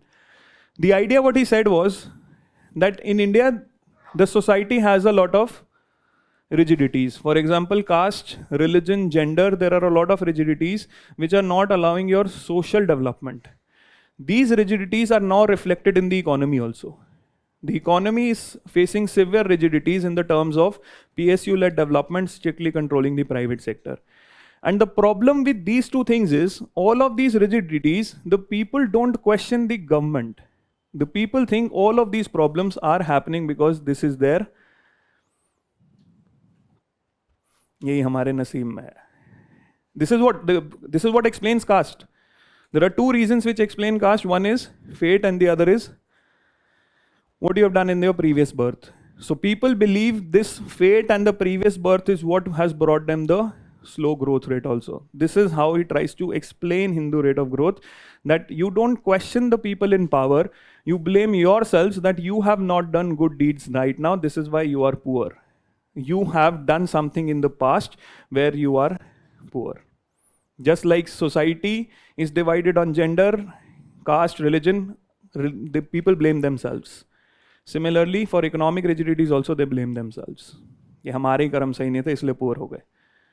This is what they don't question the government that what your growth model is, because question to the government is only dependent on if you're closer to the political party you get everything done. You can't question the government why growth is not coming. You only question yourself. And both of these things have no scientific basis. Karma, believe in karma is just a belief. There's no scientific basis. We don't know whether there is previous birth or not. And what have you done? And if you believe in these two systems, that means everyone gets absolved of their crime. The system is nothing to blame because फिर तो आपका ही है ना सब. You will be getting it because maybe in the past birth you did not do good deeds. And the biggest problem is nobody can define what a good deed is. There's a very thin line between good and bad. Is it clear why this is a period of structural retrogression? Write down reasons for low growth. Because कम है ना. तो I think you will speculate. I think you are not going for education purpose. घूमने जा रहे हो ऐसे ही. हमारे पास पहले ही डॉलर नहीं और आपको घूमने कैसे दे? We have scarcity of dollar in India because we are not exporting. And why are we not exporting? Because we don't have the good quality good. Textile export कर सकते तो उसमें आपने ध्यान नहीं दिया. So we don't have exports. So now whatever less you have, you try to control that through this act, FERA 1973. See, all of these acts and everything will be abolished when we come in 91 era. But this control system was required because India had less amount of savings. You had to control private sector. It got all the more strengthened because savings badi hi nahi. It started slowing down. So private sector, all the more control you bring in the MRTP Act. Foreign you see with a skeptical eye, you turn them out, 40% control. These were called as the 40% companies, that you can only have 40% control, rest will be Indian company. No foreign company who wanted to business in India would want this. And these things were changed after 91. The first thing that changed after 91 was improve this limit to 51%, because 51% gives the outside person the control over the company. Is this clear? Write down reasons for low growth. First, a licensing system. Licensing system. A very stringent licensing policy followed by the government. A very stringent licensing policy followed by the government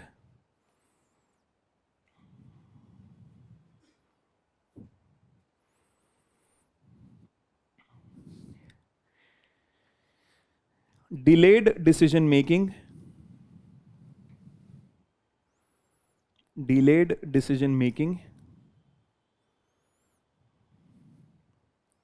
a very stringent licensing policy followed by the government delayed decision making for the private players,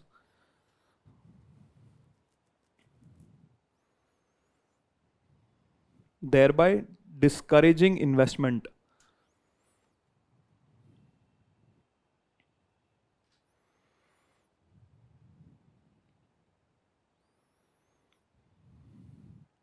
The license also created a strong entry barrier.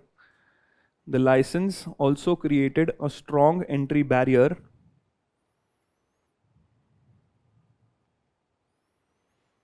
leading to low competition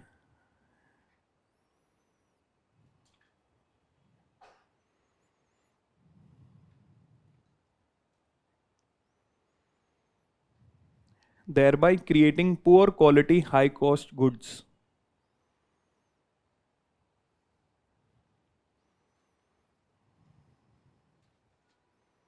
Thereby creating or leading to poor quality, high cost goods. Is this clear how license will create an entry barrier? If I have a license of production and I am closer to the government, I'll stop the government from giving permission to someone else so that my product sells.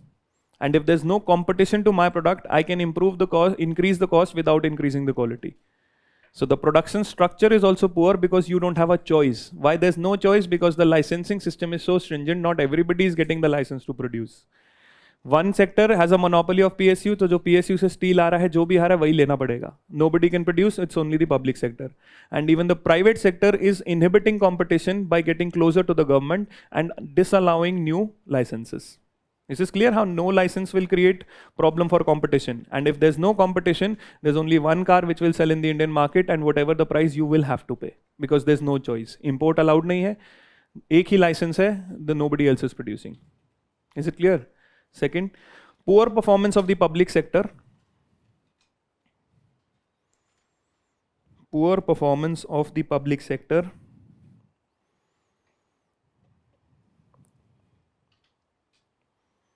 is right. In 1966,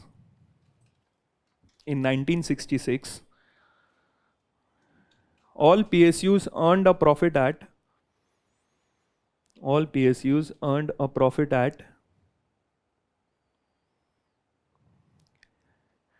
3% of the capital invested,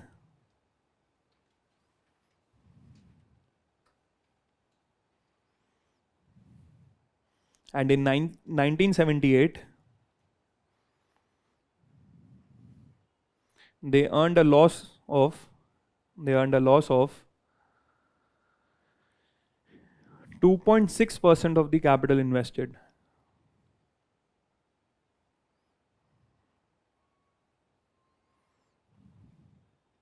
So you can see within 12 years you have a turnaround of 5.6%, plus 3 say minus 2.6.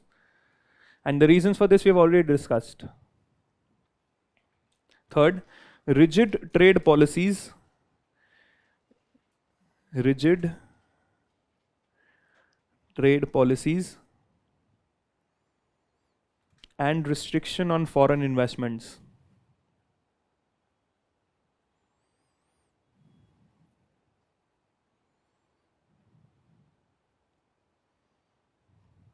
And restriction on foreign investments. In this, write down the first point. Foreign Exchange Regulation Act 1973. Foreign Exchange Regulation Act 1973. FERA 1973.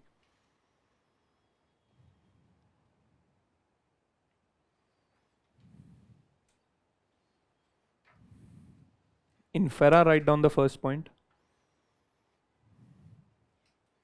1A and then a bullet point. 3 तरह के bullets हैं. Now right, foreign firms were not allowed to invest. Notes सुंदर बनाने ना. Foreign firms were not allowed to invest. Italics भी कर लेना इसको. Foreign firms were not allowed to invest more than 40% in an Indian company.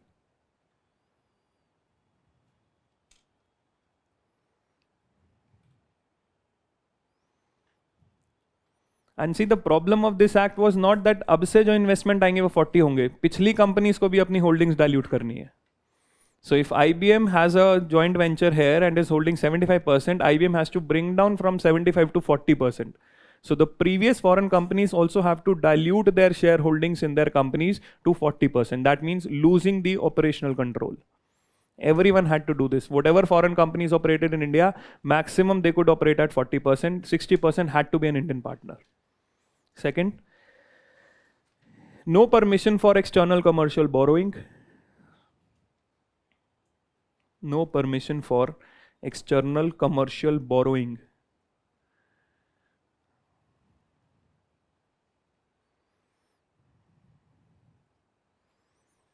Third, restriction on firms and individuals. Restrictions on firms and individuals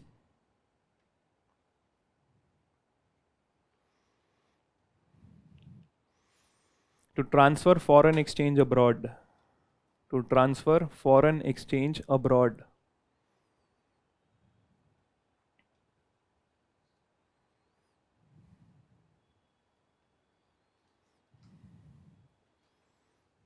Is this clear what the FERA brought in?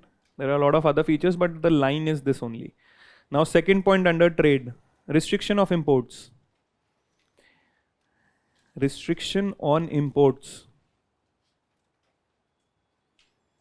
This side, very high import tariffs first. Very high import tariffs. Very high import tariffs.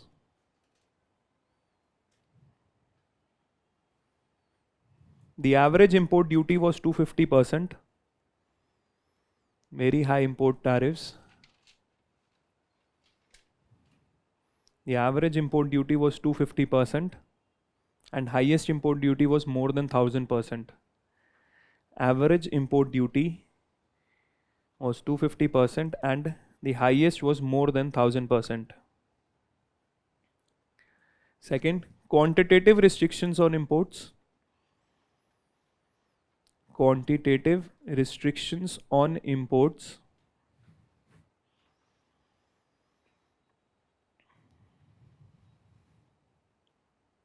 And third, licensing for imports.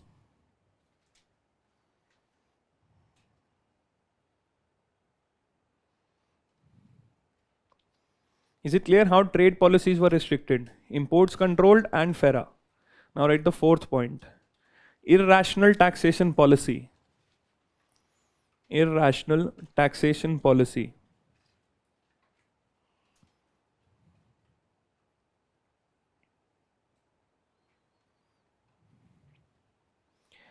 In this side, very high tax rates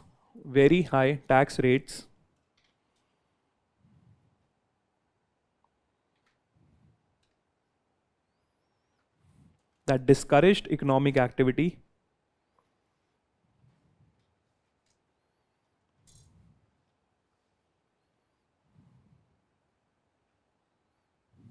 For example, the highest slab for income tax was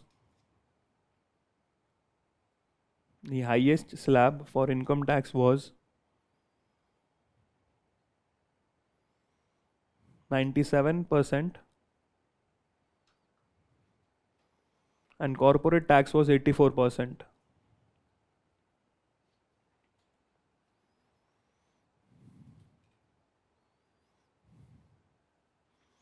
Second, the taxation system was highly complex. The taxation system was highly complex.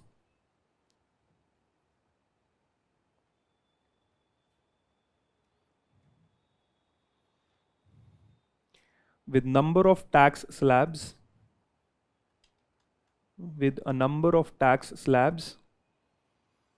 several exemptions,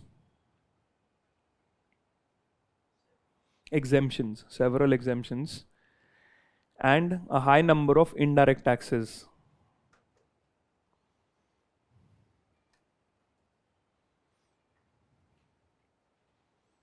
This meant the collection was very poor.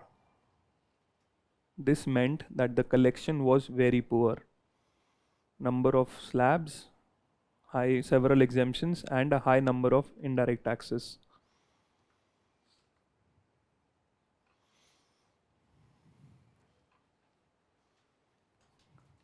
Next, restriction on operational decision of firms.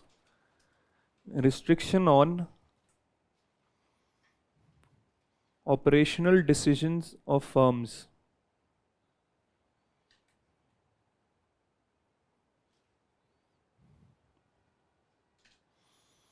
This right. There was no pricing freedom.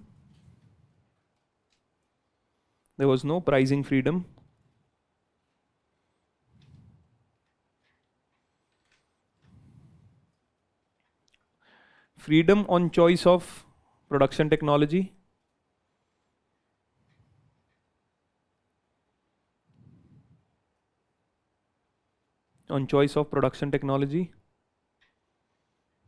Source of raw material.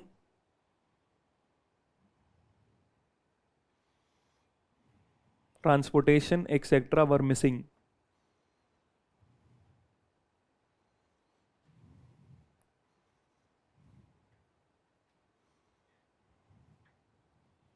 Next line. Rigid rules like MRTP.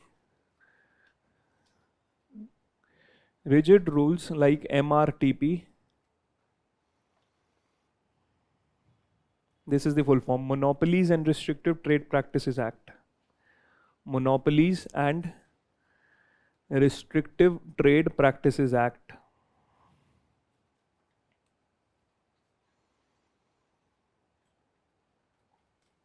(1969).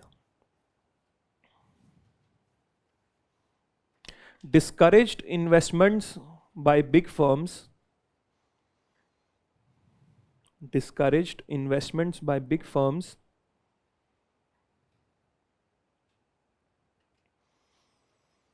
as they had to take permission from the MRTP Commission, discouraged investments by the big firms as they had to take permission from the MRTP Commission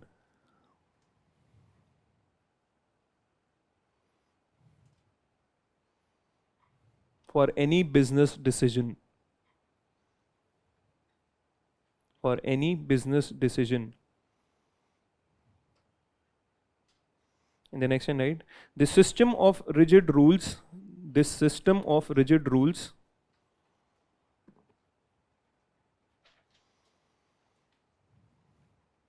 not only restricted the growth of firms, not only restricted the growth of firms,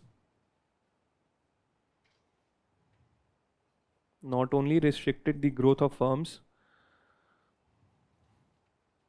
but also promoted rent seeking and corruption.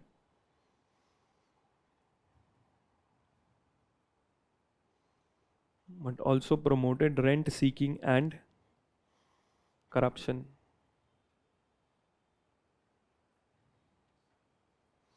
Is this clear?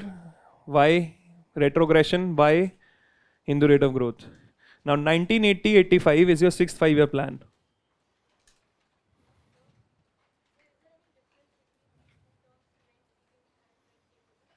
Yes, definitely. Rent seeking is what? I have a permission. You give me some money. For example, if you want to get your driving license, you pay me some money, I will give you that. This is rent seeking. I'm seeking a rent for you, which is my duty. This is a rent I'm seeking. Red tapeism means that you have applied for the passport and they're not giving you the permission. Delay kar rahe hain. Red tape, no entry. And delayed entry. They're not telling you what the reason is. And rent seeking is asking for money. Red tapeism is all about this. This is why 2014 when the Prime Minister comes in, he says, I'll convert the red tape to red carpet. This is what? But ये नहीं बताया red carpet अपने लिए है. Photo खिंचवानी है तो. So red tapeism to red carpet. Red tapeism is delaying decision making. क्योंकि मेरे पास power है ना, आपको इतने सारे controls हैं. So I'm not giving you the decision. Red tapeism.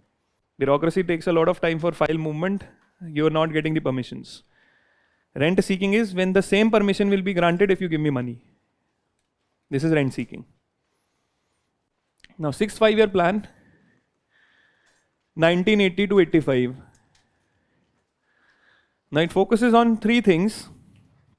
First, there is modernization of technology. We need to increase national income. And also poverty alleviation. Now, poverty alleviation directed programs is something which will keep on increasing. Poverty alleviation programs started in the fifth 5-year plan. Now you will have more and more schemes coming from the government for directed poverty alleviation. Now, how does poverty alleviation happen here? Now, in the first 3 5-year plans, how is the government tackling poverty? In the first till the third 5-year plan, what is the government plan for tackling poverty? Trickle down approach of growth. Then fifth 5-year plan or the fourth 5-year plan, how is the government tackling poverty? Redistribution policies, bank nationalization and land reforms. In fact, land reforms were a feature both. Fifth 5-year plan, what is the strategy? Directed poverty alleviation program, which is your minimum need programs, and also to some extent you can say that means for the first time you have directed schemes. Now these directed schemes will be taken to another level by both the 6th and the 7th 5-year plan, where the government talks about two things. Creating wage employment, that is creating jobs. For example, Manrega is a wage employment scheme. The earlier edition of the Manrega, that was called as the National Rural Employment Program. So now the government strategy for poverty alleviation is first through wage employment, where the government starts a program called the National Rural Employment Program. Food for work and all were a part of this only. The other strategy which the government thinks how we can improve poverty alleviation, that is self-employment. This is where the concept of the very early concept of self-help groups also comes in. Here the government launches two programs. One is called as TRISEM, training of rural youth for self-employment. Self-employment के लिए you'll need two things. One is you'll need skills and the other is capital or credit. So the government training of rural youth for self-employment, and another government program is integrated rural development program, IRDP. So TRISEM, IRDP and NREP, these are the three programs which the government brings in.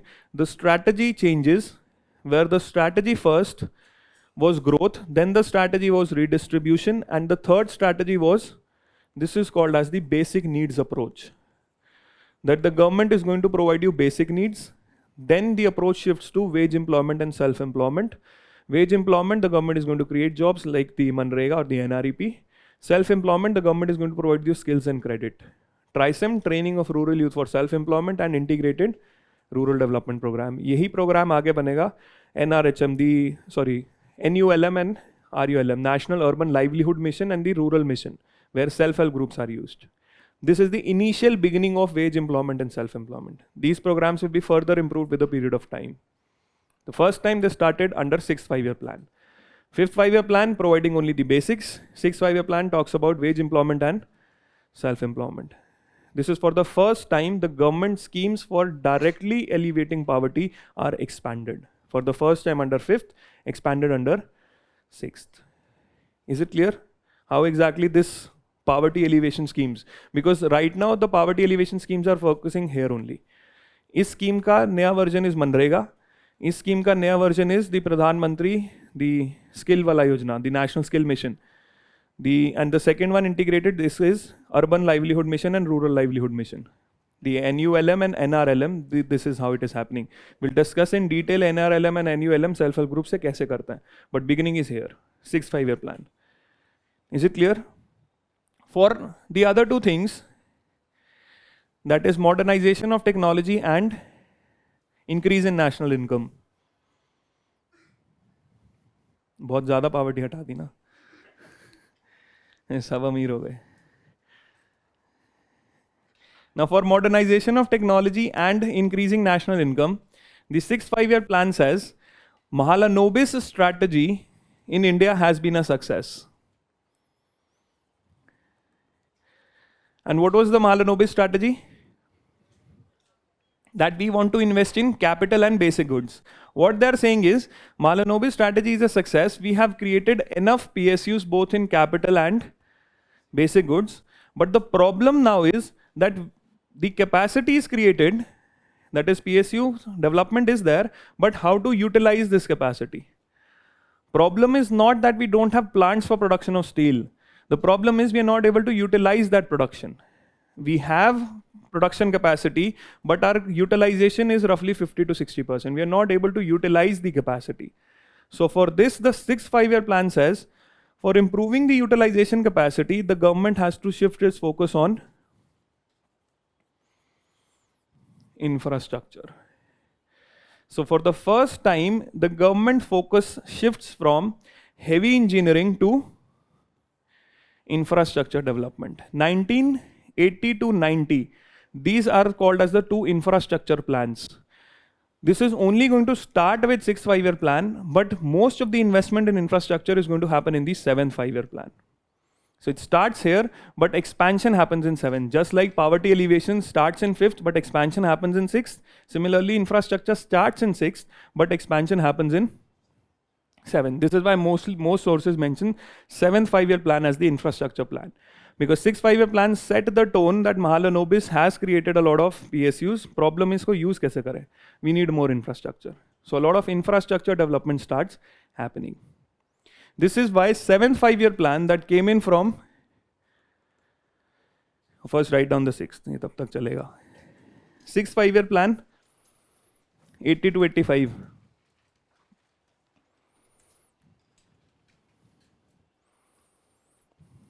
The focus areas were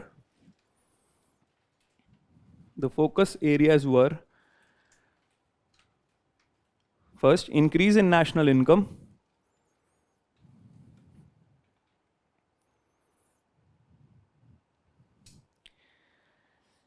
Second, modernization of technology.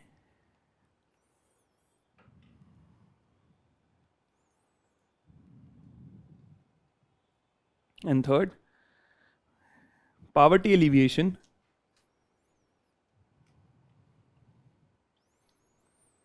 through directed programs, poverty alleviation through directed programs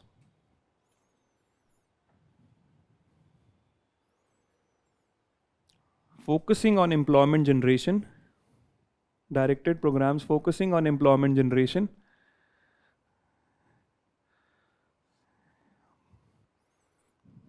both self-employment and wage employment, both self-employment and wage employment.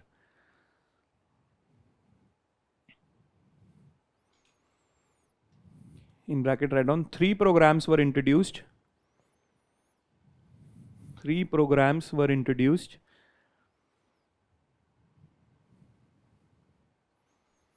First, National Rural Employment Program, NREP. National Rural Employment Program, NREP. Second, TRISEM, Training of Rural Youth for Self-Employment.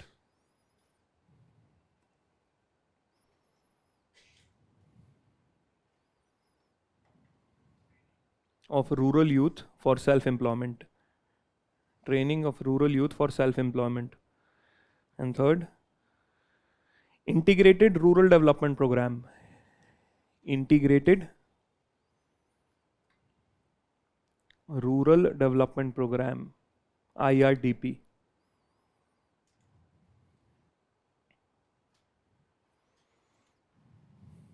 In the next slide, the plan acknowledged the success of the Mahalanobis strategy. The plan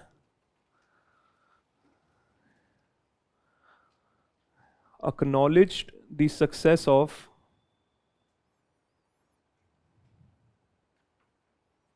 Mahalanobis strategy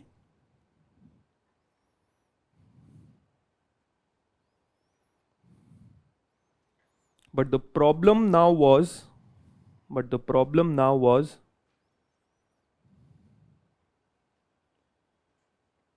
capacity utilization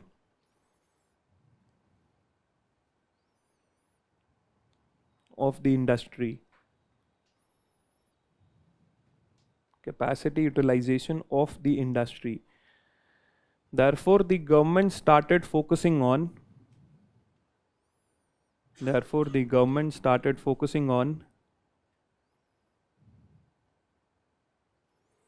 infrastructure creation.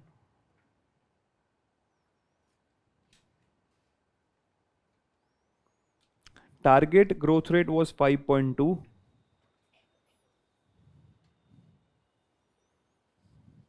Target growth rate was 5.2 and achieved was 5.7. This is for the first time that India is getting more than 5% growth. In independent Indian history, we have not got 5% growth. This is for the first time we'll cross 5% and we'll continue this scheme itself. 5% growth 7th mein bhi aayega. Now the next was 7th 5-year plan. Who's the Prime Minister? The one who wanted to help his mother. घर में बुलाते हैं कि चलो kitchen में बर्तन धुलवा दो, देश चला लो.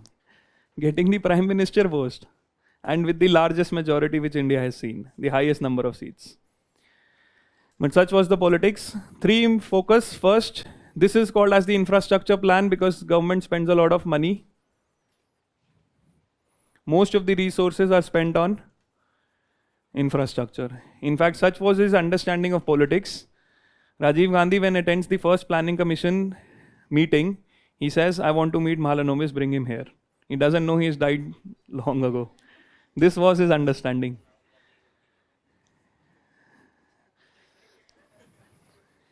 Abhi aage kya kya hua, you see. So first, infrastructure resources. The second thing he focused on, that we want to increase the technology. The whole idea of the 7th five-year plan is that India is lacking in productivity. And productivity can only improve if we provide infrastructure and we provide technology. And this is where he launches a lot of technology missions. For example, there is a revolution in telecom. He brings in supercomputers. He was refused by US. Then we said India is going to build on its own. We're not going to ask from someone else. And there's also a very important technology mission which the government brings in. It is in oil seeds. 1985 to 95, India has a yellow revolution. India has a very huge production of oil seeds. This increases a lot in India because there were 4 specific technology missions which Rajiv Gandhi brought in for production of oil seeds. So the term you have in your syllabus, technology missions, the term comes from this government itself. It had introduced technology missions in various sectors to improve the productivity of that sector. India had a very good revolution here that was called as the Yellow Revolution. The problem started in 95 when WTO came into being. Because most of our oilseed production increased because we had a barrier of import, protection from imports. But when WTO came in 95, that barrier had to be removed. So our domestic started facing competition and now we are dependent on oilseeds from abroad. But definitely India had a yellow revolution for 5 years or 10 years because of the huge investments in technology. And another major thing which the 7th five-year plan did, this was the reversal of import substituted industrialization. That means India allowed significant imports by reducing the duty and reducing the quota requirements.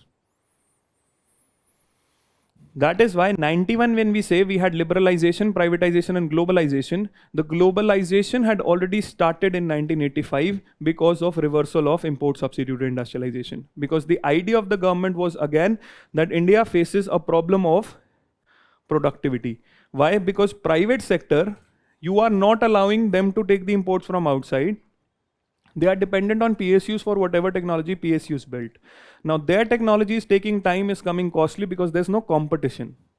So if allow the private sector to take the imports from outside, their production process would improve. Because machinery coming from outside, this import is both cheap and is of better quality. Right now, I have stopped all of my production in the private sector because I have made them dependent on PSUs, which don't have any competition and produce substandard goods giving to them, which affects their productivity. So if I allow cheaper and better quality imports from outside, their productivity is going to significantly rise. So a lot of reversal of import substituted industrialization happens. Again, the whole structure is still present. ये eliminate नहीं हुआ, eliminate होगा 91 में. But he started making small changes. This is why he said 1985 to 90, liberalization and globalization had already set in the Indian economy. Because the Prime Minister realized India is poor in terms of productivity. We don't have proficiency in production of any good. So productivity is going to come if I invest in technology. Productivity is going to come if I invest in infrastructure and bring in imports from outside. This is going to bring in the competitive efficiency in my economy. So definitely there was a vision. Economically, he had a lot of vision what he had to do. Politically, he was novice. He did not know how to manage the constituency. And this is what got him killed also. Because foreign policy, he never knew how to control the whole Sri Lankan problem.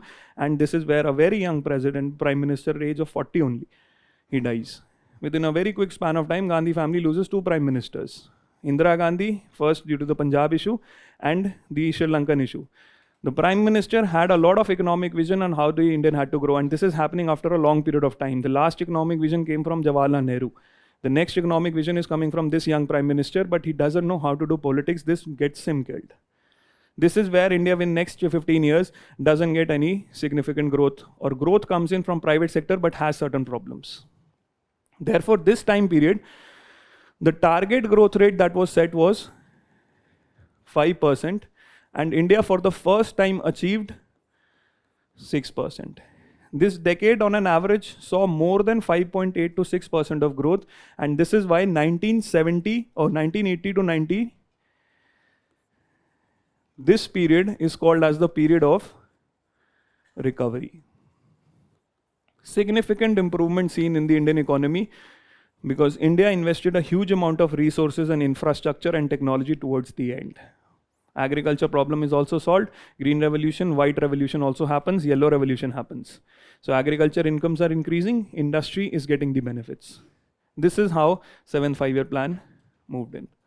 Target 5, achieved 6. Is it clear? You can write down this 7th 5-year plan. When everything was so good, what was the crisis then? 91 India saw a very big crisis. Everything is working very well. What is the crisis? Export. What was the crisis? Not export. PSUs तो हमेशा से ही है. 91 में ऐसा क्या हो गया? It's a very big crisis. India was left only with 1 week of imports, and that too we had to pledge our gold. This is for the first time we have pledged gold. India did not default on the payments, but had to pledge gold. And the Bank of Japan and Bank of Singapore both wanted physical gold shipments. The trust in India was at the all-time low. They were not happy that we are going to keep your gold with yourself, repay after a period of time. They said, no, we want physical shipments of gold shipped to our countries. A very big embarrassment for the government. Gulf crisis, उससे क्या हुआ था? Oil prices 1973 में भी हुआ था वो. That is the immediate reason which created a problem. When the first prime minister, VP Singh, became the prime minister after the fall of Rajiv Gandhi government, the before scandal, we had $3.6 billion worth of reserves. When he left the government, we had 1.9 billion. When Chandrasekhar left, 1.2 billion. So consistently dwindling reserves. What was the problem? Why? हाँ तभी ना पैसे नहीं थे, कहाँ गए पैसे? Why? ये क्यों हो रहा है?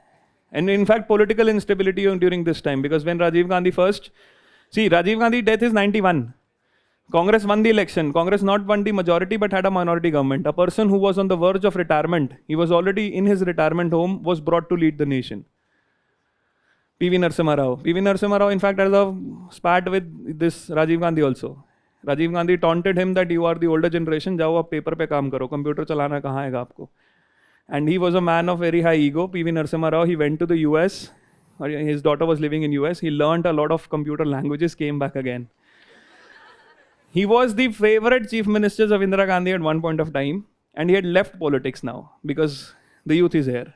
But how the whole politics emerges in the Congress, outside the Congress, it's a very interesting story how a lot of prime ministers went and how a dark horse candidate, he was not even a candidate.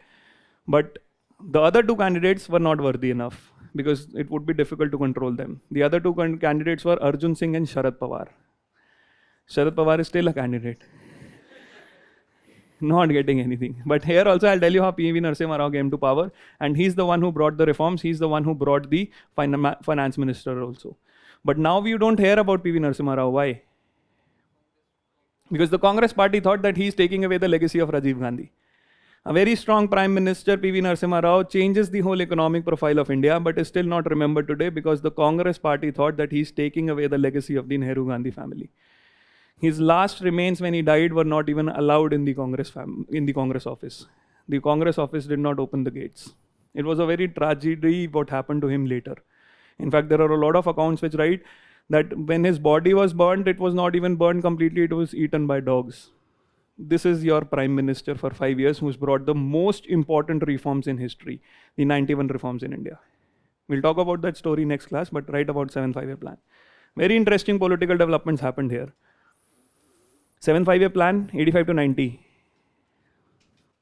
The focus was on growth by investing in infrastructure. The focus was on growth by investing in infrastructure.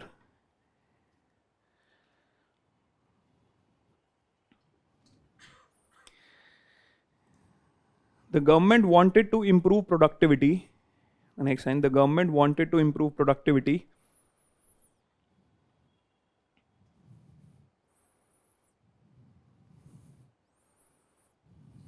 And therefore, investments were made in technology. Investments were made in technology.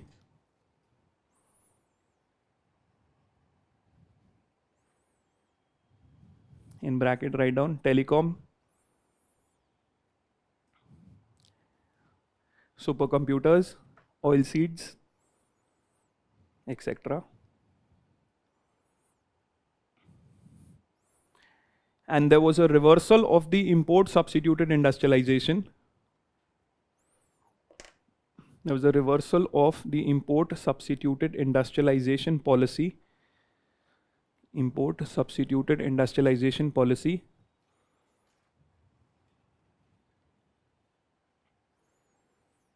by relaxing the import controls. By relaxing the import controls.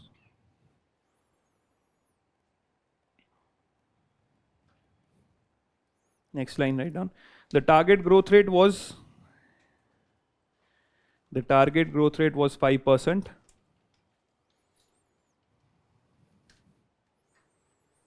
And achieved was 6%. In the next one, right? 1980 to 1990. 1980 to 1990 is referred to as the period of recovery.